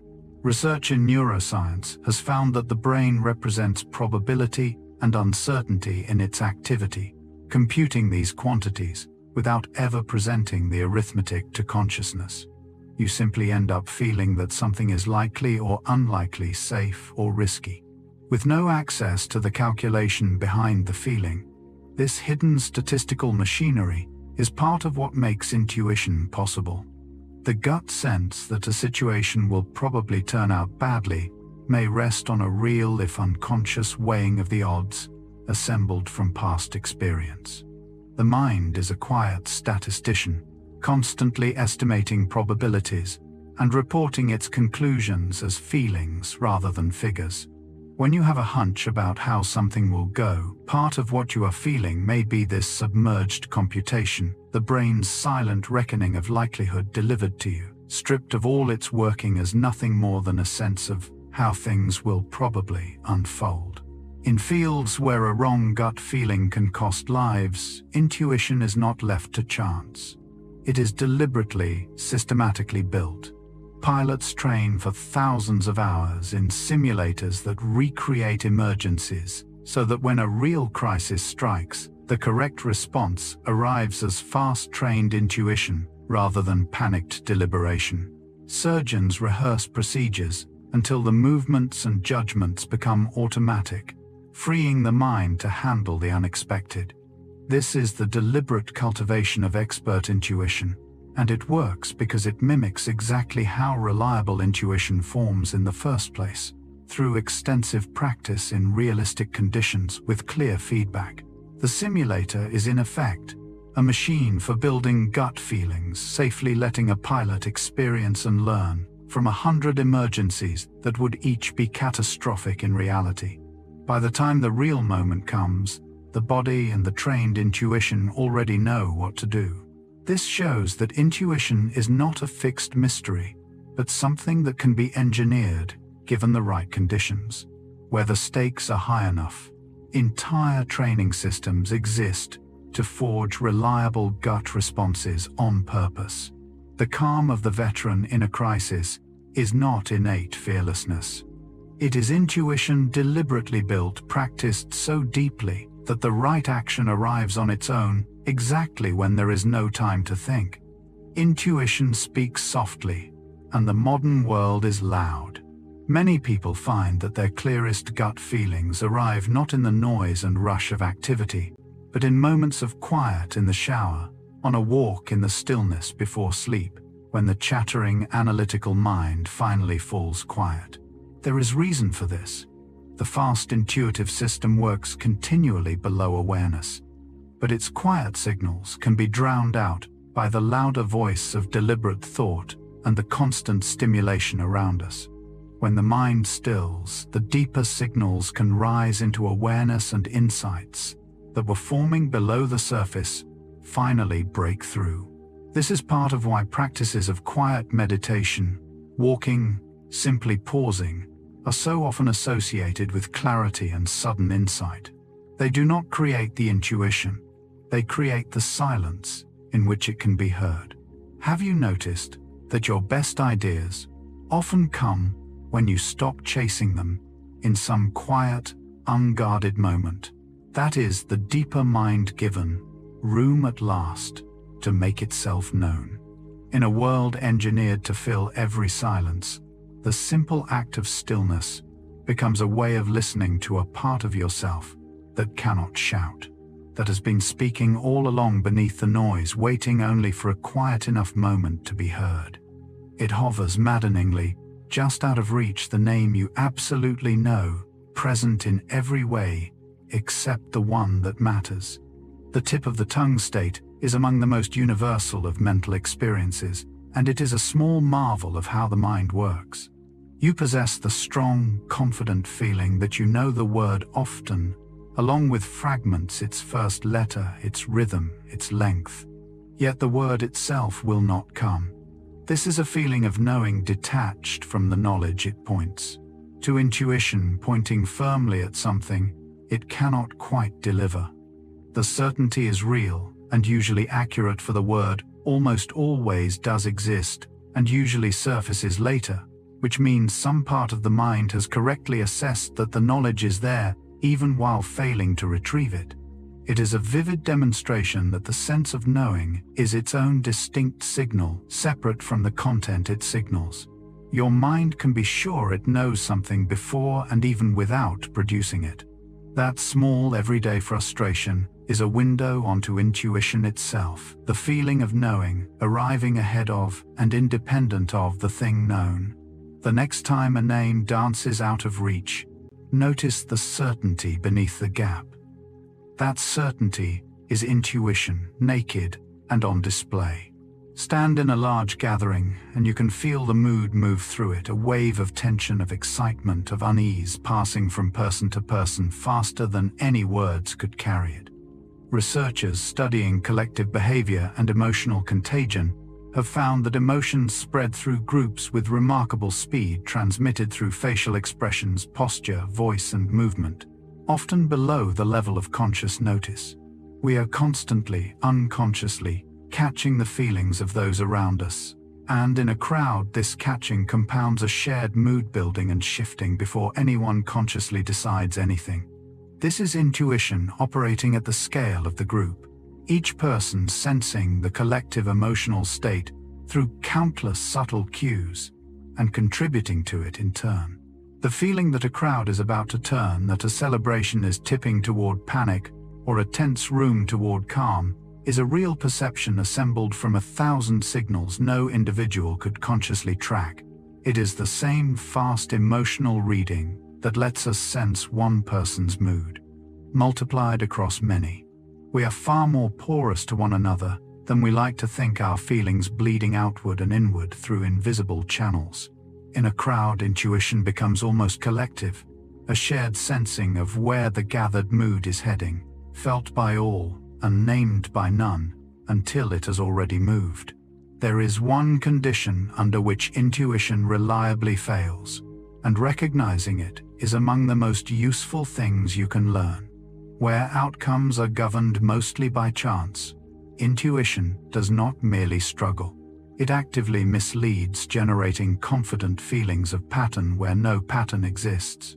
The human mind is built to find order, to see meaning and predictability everywhere, and this gift becomes a curse in random environments. We perceive streaks in coin flips, trends in noise, and skill in what is merely luck, all of it arriving as genuine gut conviction. Researchers studying judgment under uncertainty have documented this again and again, the mind's relentless tendency to impose pattern on randomness and to feel certain about the patterns it invents. This is why intuition serves a nurse and betrays a gambler, why it guides a chess master and ruins a day trader. The difference is not the strength of the feeling, but the structure of the world. In a world with real learnable patterns, intuition can become wise. In a world ruled by chance, the same machinery produces only confident illusion. Before trusting a strong gut feeling, the single most clarifying question is this: does the domain it came from contain genuine patterns, or is it mostly random? The feeling cannot tell you. Only honest reflection on the world can. Can you feel your own heartbeat right now without touching your pulse? Some people can clearly and accurately, while others have almost no sense of it, and this difference turns out to matter for intuition. The ability to perceive your own internal bodily signals is called interoception, and researchers measure it partly through how accurately people can count their own heartbeats.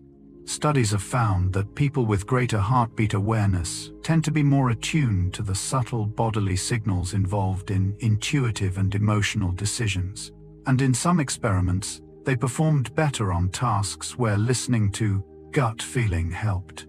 The body generates the signals of intuition, but only those who can sense their own bodies clearly can fully read them. This suggests something quietly hopeful, that attunement to the body and with it a sharper access to intuition may be a skill that can be developed through attention and practice. The gut feeling is always being produced, but how clearly you receive it depends partly on how well you listen to your own body. Those who have learned to notice the faint internal weather, the quickening pulse, the shift in the chest, the tightening in the stomach hold a fuller channel to the wordless, knowing that the body is constantly quietly broadcasting beneath the noise of thought. You set the problem down, turn to something else entirely, and later the answer surfaces as if it had been waiting. This common experience points to one of the mind's most useful capacities. The unconscious continues working on problems even after conscious attention has moved away, and this incubation can produce solutions that direct effort could not reach. Researchers studying creative problem solving have found that stepping away from a difficult problem, allowing a period of incubation, often improves the chance of insight, as though some part of the mind keeps turning the pieces while the conscious self attends to other things. The solution then arrives not through deliberate reasoning, but as a sudden, intuitive knowing, complete and unbidden. This is intuition, as the fruit of hidden labor, the work that happens in the dark while you are busy elsewhere. It explains why forcing an answer often fails, while relaxing the grip often succeeds. Why insight so frequently comes in the shower or on a walk, rather than at the desk where you strained for it. The mind below awareness does not stop working when you look away. It continues patiently, and when it has found something, it sends word in the form of a feeling, an idea arriving whole. Sometimes the wisest thing you can do with a hard problem is to stop trying so hard and let the deeper mind work. Two people sit down across from each other, and within moments, often before much has been said, something has already been decided.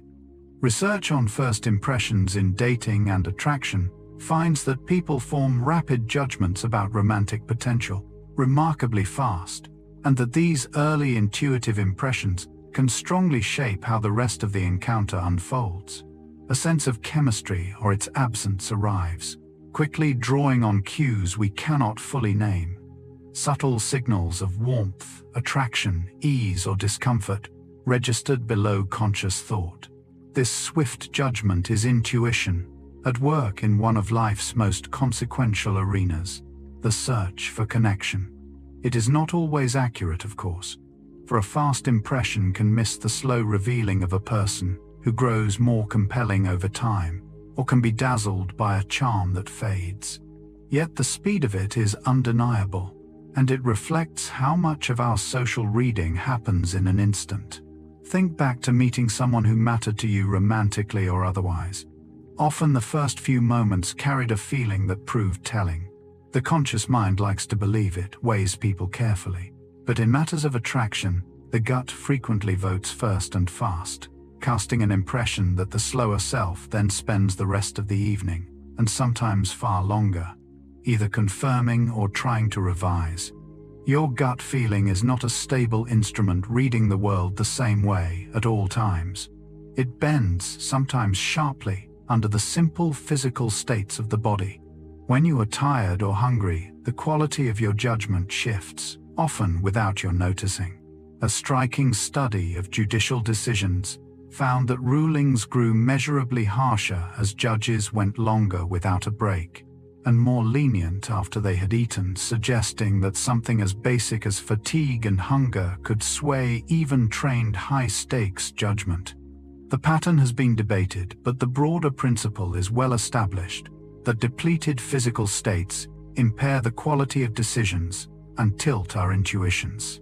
When the body is running low, the fast intuitive system becomes more error-prone, more reactive, more easily pulled toward the easy or the negative. This is humbling and practical at once. The gut feeling you have about an important matter may be reporting less on the matter than on your blood sugar or your exhaustion. It suggests a simple wisdom to be wary of trusting strong intuitions when you are tired, hungry, or drained, and to revisit important feelings when you are rested and fed. The body that produces intuition must itself be in decent condition for that intuition to be worth much. A weary gut is not a wise one. Put a skilled negotiator in a tense room and they seem to sense things others miss, when to press and when to pause, when a no is firm and when it is wavering, when someone is closer to agreement than their words admit. Much of this is intuition, built from long experience. The rapid reading of countless subtle cues, a shift in tone, a hesitation, a change in posture, that the negotiator absorbs without consciously cataloging. Research on expertise in social and emotional reading suggests that skilled practitioners pick up on faint signals far faster than they can articulate, integrating them into an immediate sense of where things stand.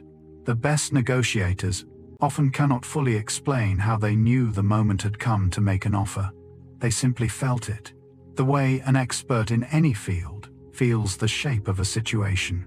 This is tacit social knowledge, the kind that lives in action rather than in stated rules, accumulated across many encounters and surfacing as a reliable gut sense.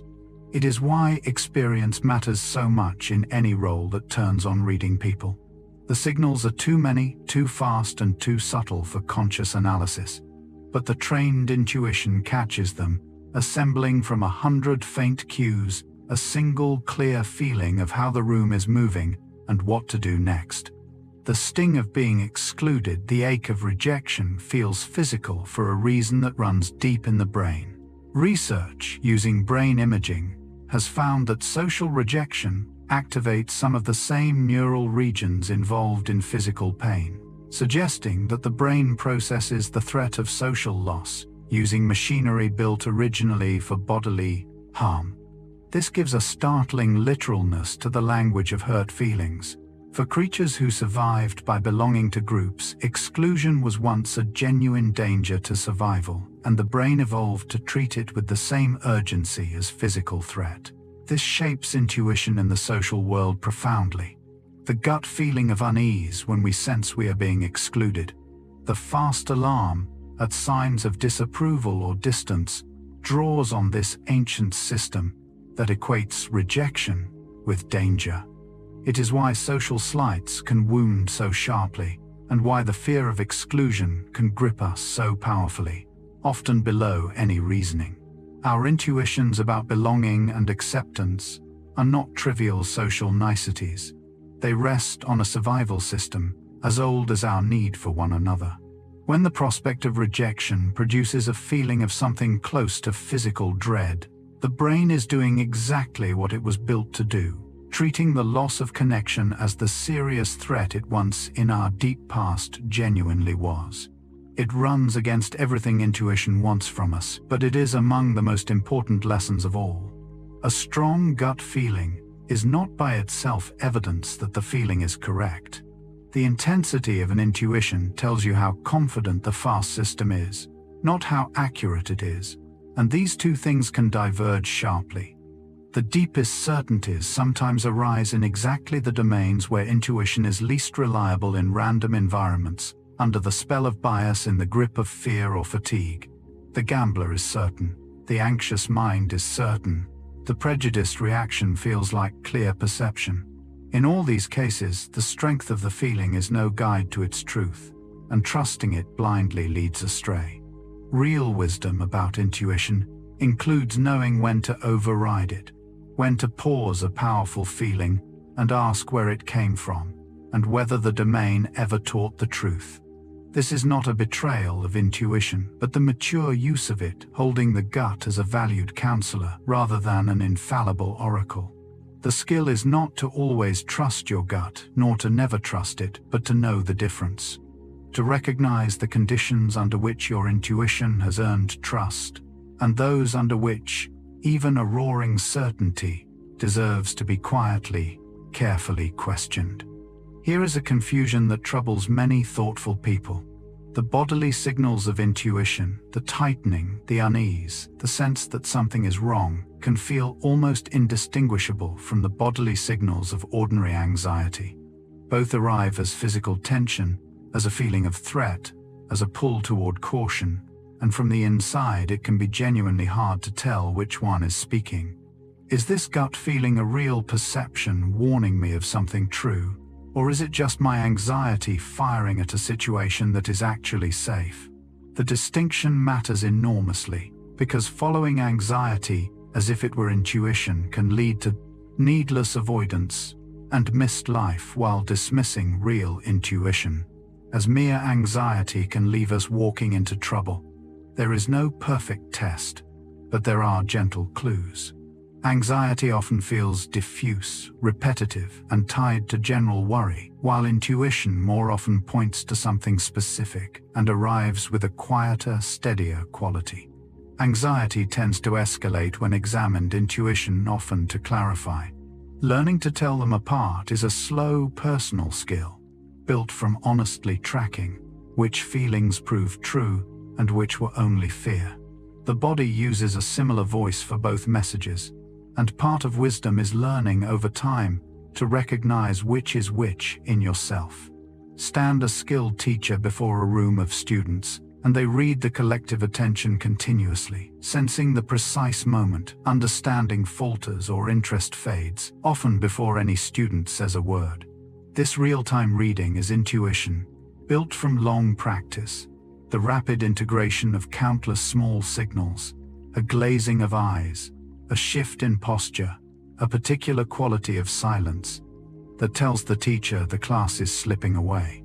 Research on expert teaching describes this heightened perceptiveness, the way experienced educators monitor and respond to a room far more fluidly than novices, who are often too occupied with their own delivery to read the audience at all. The veteran teacher feels the room the way any expert feels their domain through fast, below-conscious pattern recognition honed across thousands of hours. They adjust, slow down, change tack, often without consciously deciding to, guided by a gut sense of where the collective mind has gone. This is social intuition, in a particular skilled form, the reading not of one person but of a whole group's shifting engagement moment by moment. It is among the hardest things to teach to new teachers, precisely because it is so intuitive, so dependent on accumulated experience, that it resists being reduced to rules. The skilled teacher simply feels when the room is with them and when it has begun to drift. You think of an old friend and minutes later they call. The coincidence feels charged with meaning, as though something beyond chance were at work. This experience reveals a deep feature of the mind, its relentless drive to detect patterns and assign meaning, even to events that are purely coincidental.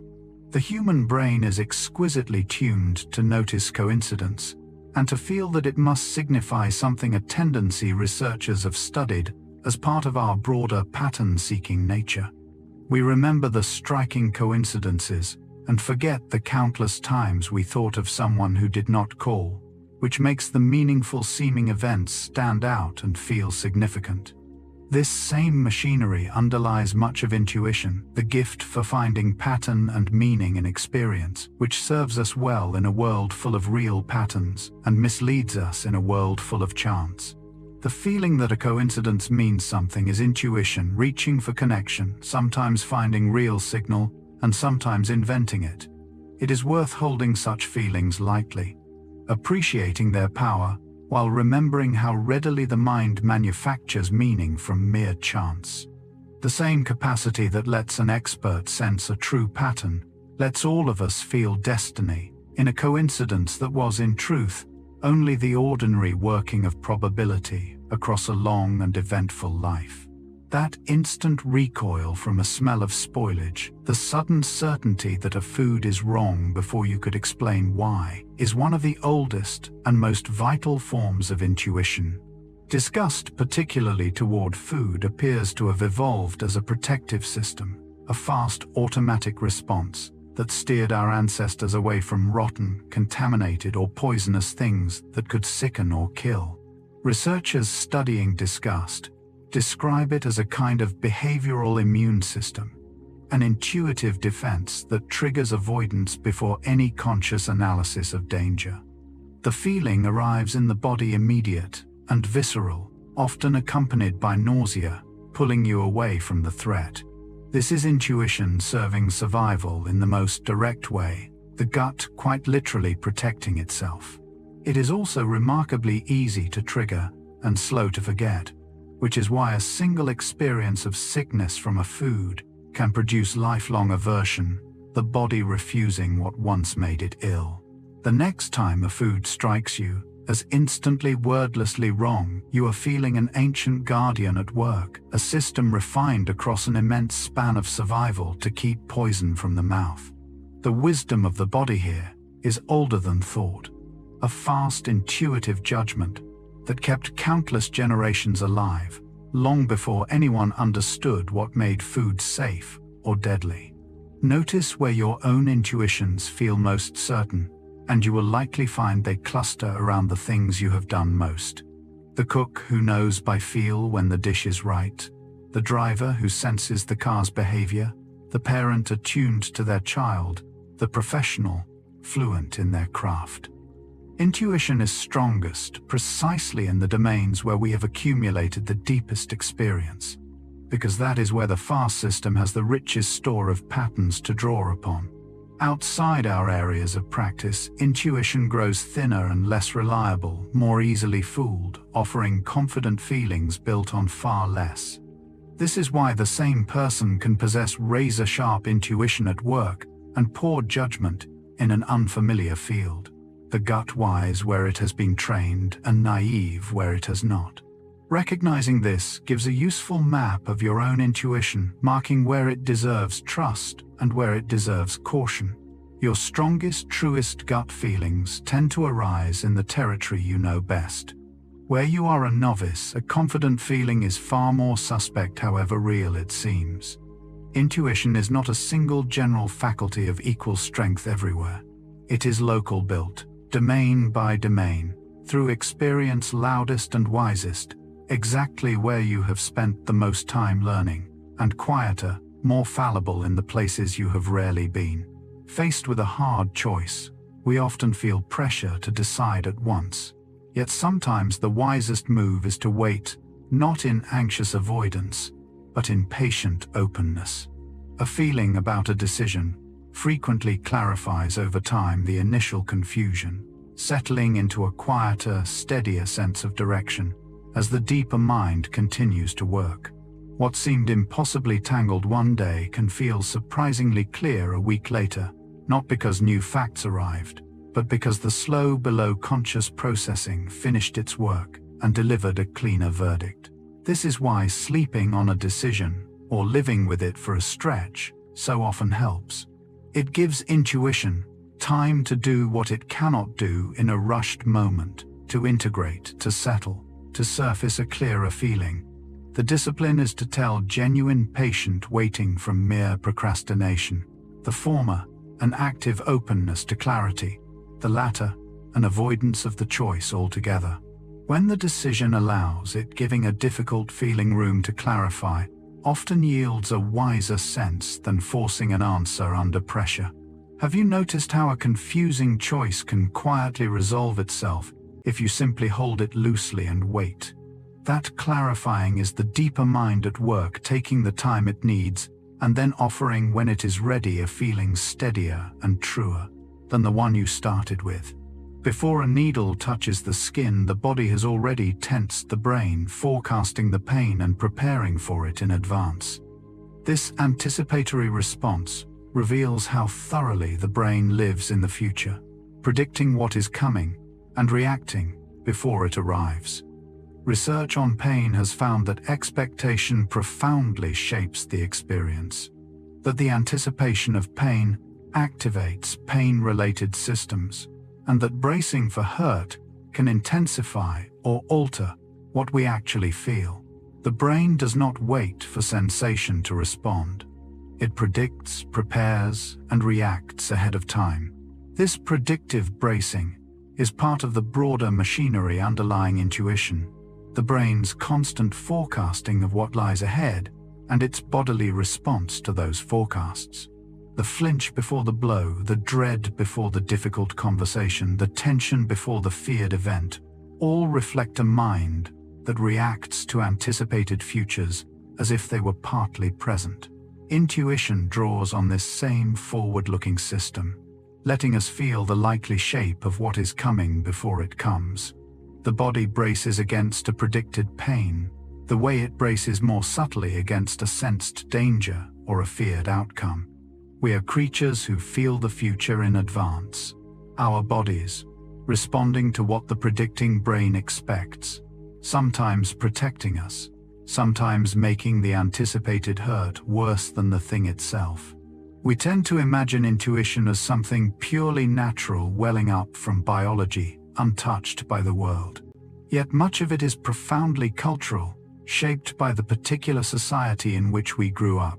What feels intuitively right or wrong, polite or rude, safe or dangerous, varies considerably across cultures. learned so early and so deeply that it comes to feel like simple perception rather than acquired habit. Research in cultural psychology has found that people raised in different societies can differ in their automatic perceptions, their snap judgments, even in how they attend to and interpret a scene.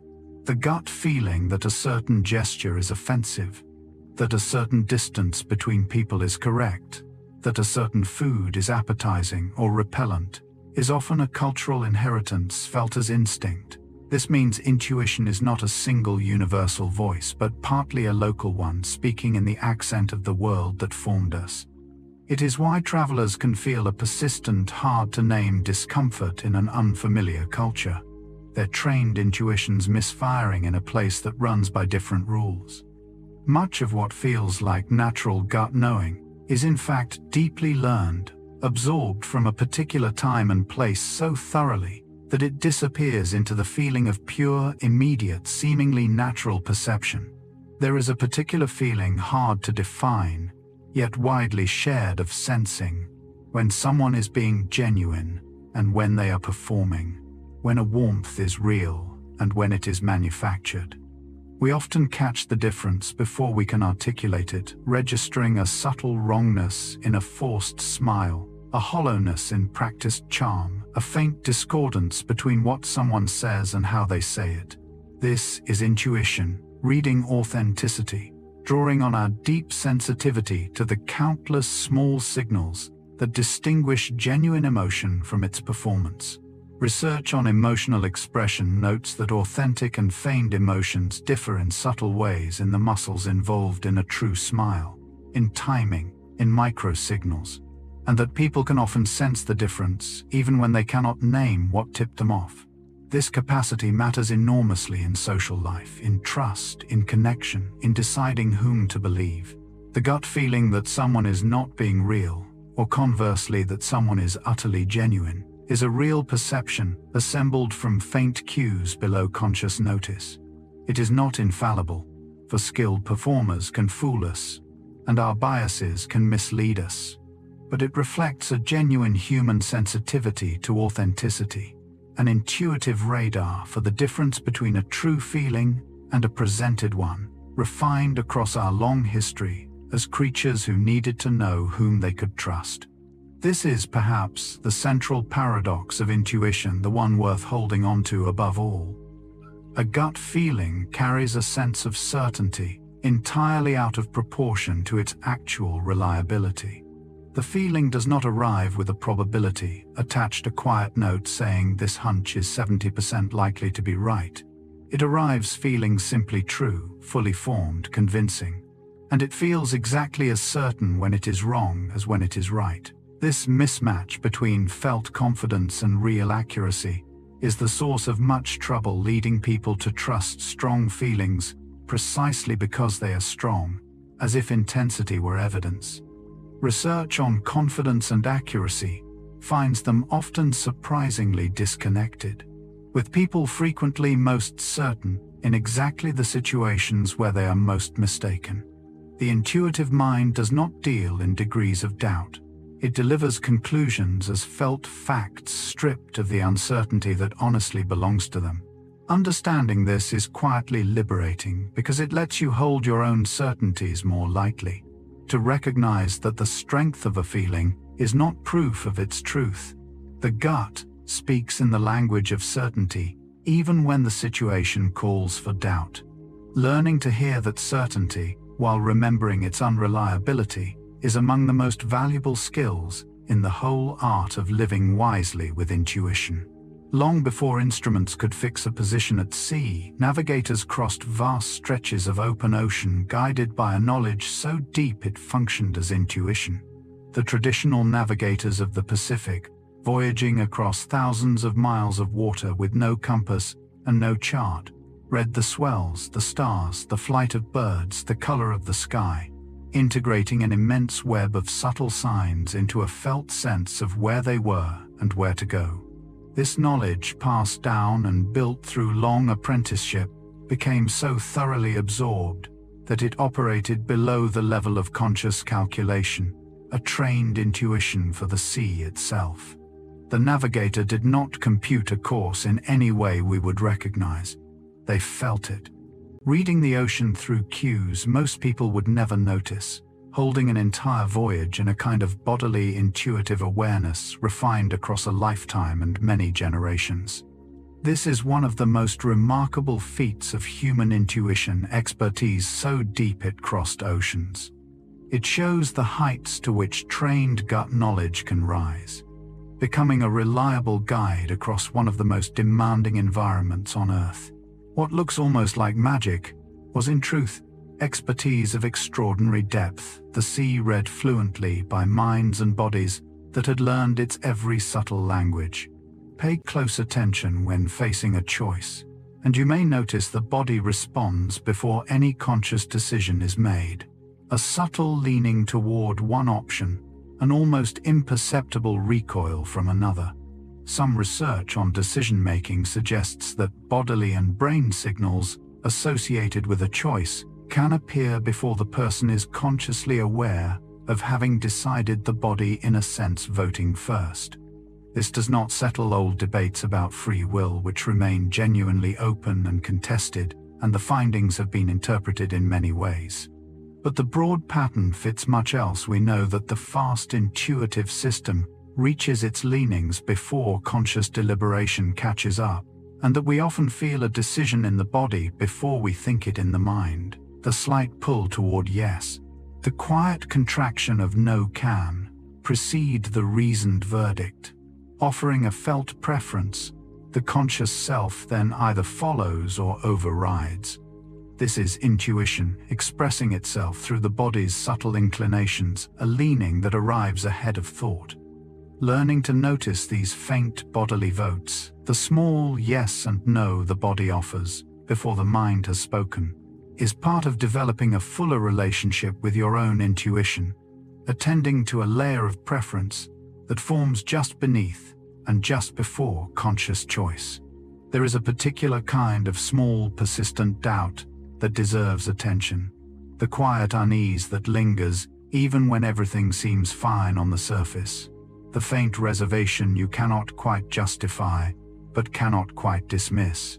Sometimes this is mere anxiety, and learning to tell the difference matters, but sometimes that low, steady doubt is intuition, a perception forming below awareness that something is not right, pressing gently to be heard against a conscious mind, insisting all is well. People who later regret ignoring a gut feeling often describe exactly this, a quiet reservation they talked themselves out of, a soft warning overridden by reasons that seemed sound at the time. The intuitive signal is often not dramatic. It does not shout. It murmurs persistently beneath the louder voice of rationalization. This is why learning to notice and respect quiet doubt without being ruled by every passing worry is part of the mature use of intuition. When a faint unease keeps returning despite your reasons for dismissing it, it may be worth pausing to ask what your deeper mind is registering, that your conscious mind is overlooking. Not every doubt is wisdom, but some quiet doubts are intuition's way of speaking softly and repeatedly, hoping you will listen before the thing it senses fully arrives. Here is an idea that reframes intuition in an interesting way. Some gut feelings may be the leftover residue of reasoning we once did consciously, but have since forgotten the conclusion remaining, even after the argument that produced it has faded from memory. You may have thought carefully through something long ago, reached a judgment, and then lost the details of the reasoning, while keeping the verdict, which now presents itself as a bare intuition, a feeling with no apparent source. The thinking dissolved, but its result remained sunk below awareness, surfacing later as a simple sense of how things are. This means that not all intuition is fast pattern recognition or deep instinct. Some of it is old, careful thought whose scaffolding has been forgotten, the answer outliving the working that produced it. This is a reassuring thought in some ways, suggesting that certain gut feelings carry more genuine reasoning behind them than they appear to the residue of real reflection now felt as instinct. It also complicates the simple picture of intuition as something separate from reason. Sometimes the gut feeling is reason in disguise, a conclusion earned through thought long ago, now stripped of its justification and felt as a wordless knowing. The reasoning is gone, but its hard-won verdict remains quietly guiding you still. The popular image of science is all cold logic. Yet ask the great discoverers how their best ideas came, and many describe something closer to intuition. Insights arriving unbidden in a flash while walking or resting or thinking of something else entirely, a sudden sense of how the pieces fit before any proof existed. Famous accounts across the history of science tell of solutions appearing in dreams, in idle moments, in sudden intuitive leaps that preceded the careful work of verification. Crucially, the intuition was only the beginning. The disciplined scientist then subjected the inspired guess to rigorous testing, and many such intuitions proved wrong and were discarded. But the initial creative leap, the sense of a promising direction, was often intuitive, a feeling of rightness, pointing toward a truth not yet demonstrated. This reveals that intuition and rigorous reason are not enemies even in the most rational of human enterprises. They are partners, intuition supplying the bold guess and analysis supplying the test. The greatest scientific minds were often those whose intuitions were both daring and disciplined, willing to feel toward an answer and then willing to check it ruthlessly. The flash of insight opens the door. The careful work decides whether what lay beyond it was real. Both halves are essential, and the deepest discoveries often need them in concert. There is a quiet trap in how we learn to trust our gut. When an intuition turns out correct, we remember it vividly, and our faith in our intuition grows. When it turns out wrong, we tend to forget, explain it away, or never learn the outcome at all. This lopsided memory inflates our confidence in our own intuition beyond what the evidence would justify. Researchers studying judgment have noted how selectively we track our hits and misses, recalling the striking successes and quietly dropping the failures, which leaves us feeling more intuitively gifted than we are. The hunch that paid off becomes a story we tell. The hunch that failed slips away unremembered. Over time, this builds an unearned trust in gut feeling, a confidence assembled from a biased sample of our own history. Recognizing this pattern is useful because it suggests a discipline to track honestly when your intuitions prove right and when they prove wrong, keeping a fair account rather than a flattering one. Only then can you learn where your intuition genuinely deserves trust. Without that honest tracking, the natural tendency is to overrate the gut, remembering its triumphs and forgetting its errors, until we trust a faculty that has earned far less trust than our selective memory has quietly granted it. There is striking evidence that the mind recognizes faces it has no conscious memory of ever encountering. In studies of people with certain forms of face blindness who consciously cannot recognize familiar faces at all, the body still responds, showing measurable reactions to faces the person swears they have never seen, as if some part of the brain recognizes what awareness cannot. The recognition happens below consciousness, surfacing not as memory but as a bodily signal. This dramatic dissociation reveals how recognition and conscious awareness can come apart, how the brain can know something the mind cannot access. It speaks to the deep architecture of intuition, the way knowledge can exist and operate entirely below the level of conscious recall, influencing our responses without ever announcing itself. The feeling that a stranger is somehow familiar, or that a face carries some quality you cannot place, may rest on exactly this kind of below-conscious recognition. The mind knows more than it can tell, recognizes more than it can remember, and acts on knowledge it cannot consciously reach. Intuition lives in that gap, in the space between what the brain registers and what awareness can access, drawing on a hidden knowing that shapes our feelings and reactions, while remaining forever just out of reach of the conscious remembering self. Notice which intuitions arrive most swiftly, and you will find they cluster around the matters that once meant life or death. Danger, disgust, threat, the reading of faces for hostility or friendship. These intuitions fire faster than almost any other because they evolved in domains where hesitation could be fatal, where the creature that paused to reason often did not survive to reason again.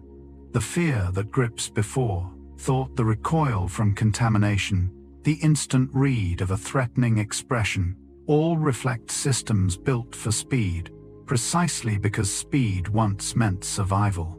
Research on emotion and threat consistently finds these responses to be among the fastest the brain produces, prioritized and accelerated by their deep evolutionary importance.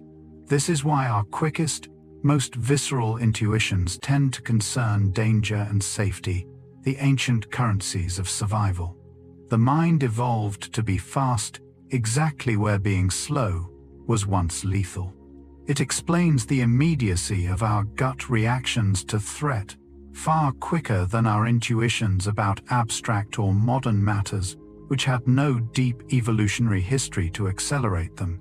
When a feeling of danger seizes you faster than you can think, you are running the oldest and fastest software the mind possesses, built across an immense past, in which the speed of that very feeling was again and again the difference between living and dying. Something shifts when you learn to attend to your body's signals rather than overriding them. People who become more attuned to their internal bodily states, the subtle shifts of tension and ease that accompany their feelings, often report making decisions that fit them better, that they regret less, that align more truly with what they want. Research on interoception suggests that this bodily attunement is linked to emotional awareness, and in the right conditions to better intuitive decision-making. The body is constantly offering information about how options sit with us, a felt sense of yes or no, of rightness or wrongness, that the busy conscious mind often ignores in favor of pure logic or external pressure. Learning to pause and check in with the body to notice how a choice actually feels, rather than only how it reasons, can surface a wisdom that reasoning alone would miss. This is not about abandoning thought for feeling, but about including the body's voice in the conversation, letting the felt sense inform the deciding. Have you ever made a choice that looked right on paper, but sat wrong in your body and later wished you had listened? The body often knows something before the mind admits it. Learning to hear it, to weave its quiet signals into your choices, can quietly change the quality of the decisions you make.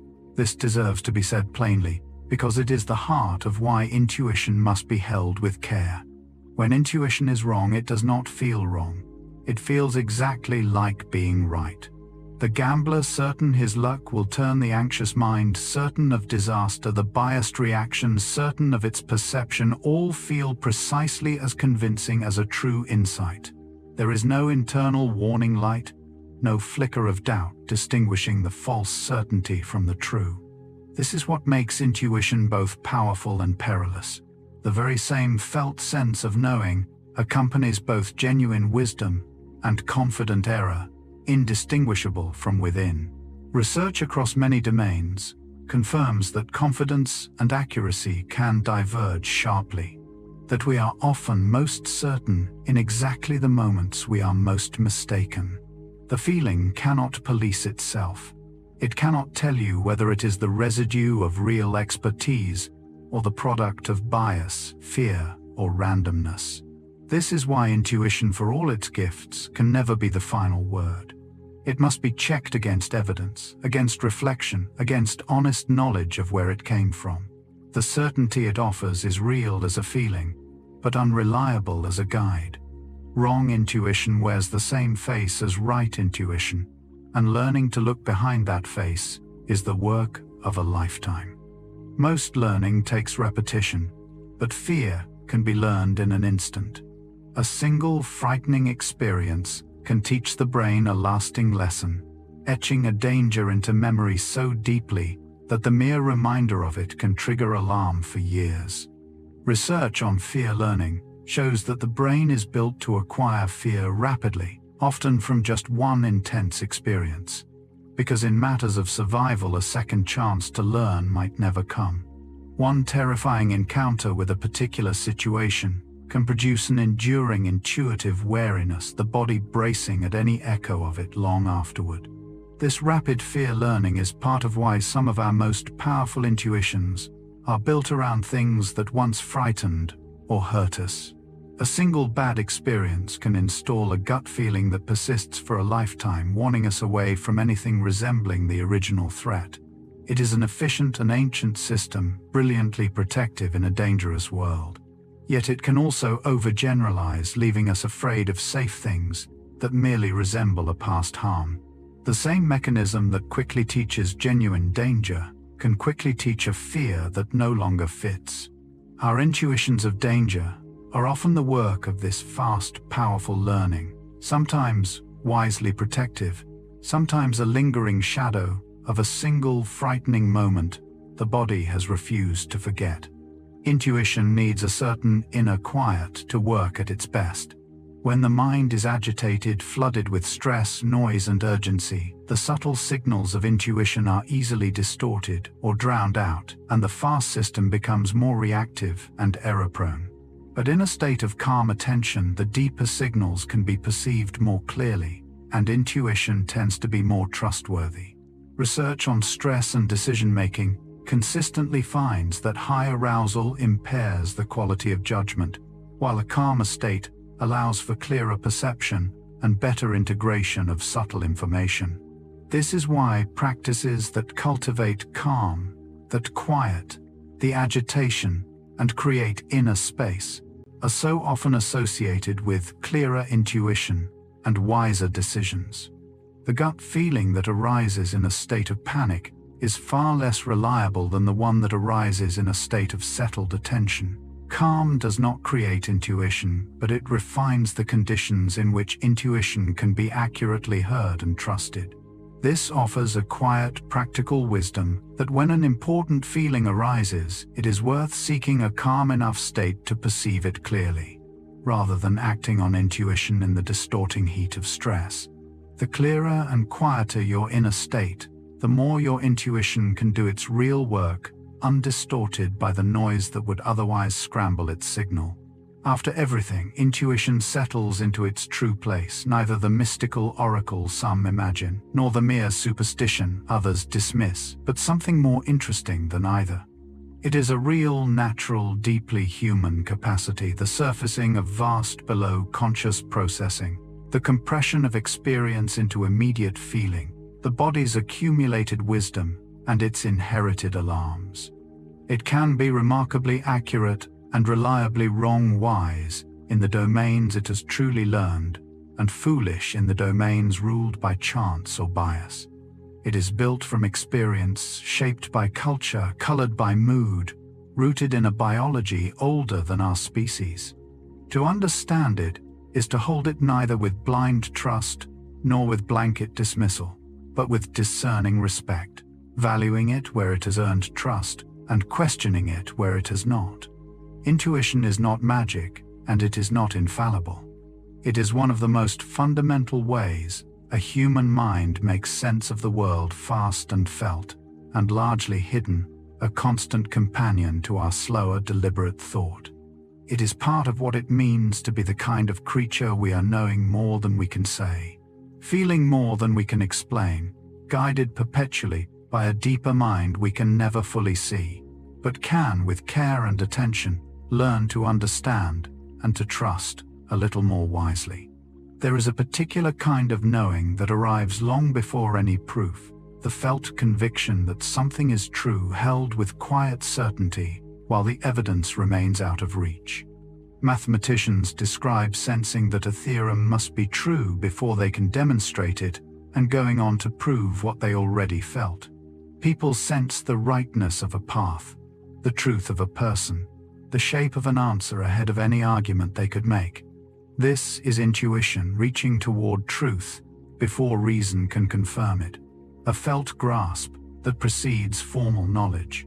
Sometimes that early feeling proves right and reasoning catches up to confirm it. Sometimes it proves wrong, a confident sense leading nowhere real. But the experience is profound and universal. This capacity to feel toward a truth not yet established, to sense a conclusion before the proof exists. It is among the deepest gifts of the intuitive mind, the ability to point toward what is true before the slow work of demonstration arrives. The feeling is not proof, and it can mislead. Yet it has guided countless discoveries and choices, the quiet sense of truth running ahead of the evidence, lighting a direction the reasoning mind could then follow toward something real. Consider what your intuition carries within it. Every experience you have lived, every lesson absorbed, every pattern learned, all of it compressed into the feelings that arise when you face the present. Intuition is, in a deep sense, the voice of your whole accumulated past speaking into your present moment, the residue of everyone you have been guiding, the person you are now becoming. The child who learned to read faces the young person who absorbed the lessons of early love and loss, the adult who accumulated the patterns of a craft. All of them speak through the gut feelings you have today. Your intuition is a kind of living memory of your entire life, much of it forgotten by your conscious mind, yet retained in the fast feeling system that guides you. And as you continue to live and learn, that intuition keeps changing, taking in new experience, refining itself, carrying you forward. It connects your past to your future, the person you were to the person you are growing, into a thread of accumulated wisdom and inherited instinct running through the whole of a life. To listen to your intuition with care is, in part, to listen to everyone you have ever been, still speaking, still trying to guide you well. We began with the old phrase, the gut feeling, and we end having seen how literally true it turns out to be. The gut and the brain are not separate realms, but one continuous system, joined by a great nerve highway in constant conversation, the body and the mind woven together into a single fabric of knowing. The neurons in the gut, the predictions of the brain, the signals of the heart, the accumulated wisdom of experience, the inherited alarms of survival, all of it forms one integrated way of sensing and responding to the world. The division we imagine between thinking and feeling, between head and gut, between reason and intuition, is far softer than it seems, more a matter of emphasis than of true separation. We are not minds sitting atop bodies, nor bodies guided by distant minds. We are unified creatures who know in many ways at once, consciously and unconsciously, in thought and in feeling, through the brain and through the body together. Intuition is one of the names we give to this deeper, fuller knowing, the part that works below the surface in the body faster than words. The gut and the mind are partners always, in the single continuous act of making sense of being alive. We have traveled through the science, the biology, the strange and beautiful workings of the gut feeling, and we arrive fittingly back at you. To understand intuition is, in the end, to understand yourself a little better, to know where your fast inner knowing can be trusted and where it should be questioned, where it carries hard-won wisdom and where it carries only bias, fear, or the confident illusions of a random world. This understanding does not ask you to abandon your gut nor to obey it blindly. It asks something subtler and more valuable, to know your own intuition well enough to use it wisely, listening closely where it has earned trust, and pausing thoughtfully where it has not. That is not a loss of intuition's magic, but its truest fulfillment, a mature relationship with the deepest part of your own knowing. The gut that warns the firefighter and fools the gambler is the same gut you carry, and learning the difference is among the quiet arts of a life lived well. This brings us to the end of our exploration. We have followed intuition from the neurons in the gut to the crossings of vast oceans, from the snap judgment of a face to the slow clarifying of a difficult choice. And through it all, we have found one quiet truth. You know more than you can say. You feel more than you can explain. And beneath the surface of your thinking mind, a deeper knowing is always at work, shaped by everything you have lived, guiding you in the only language that fast. It has the language of feeling. To honor that knowing, neither worshipping it nor dismissing it but understanding it with care, is to trust yourself at last a little more wisely. Thank you for spending this time here with me. Good night.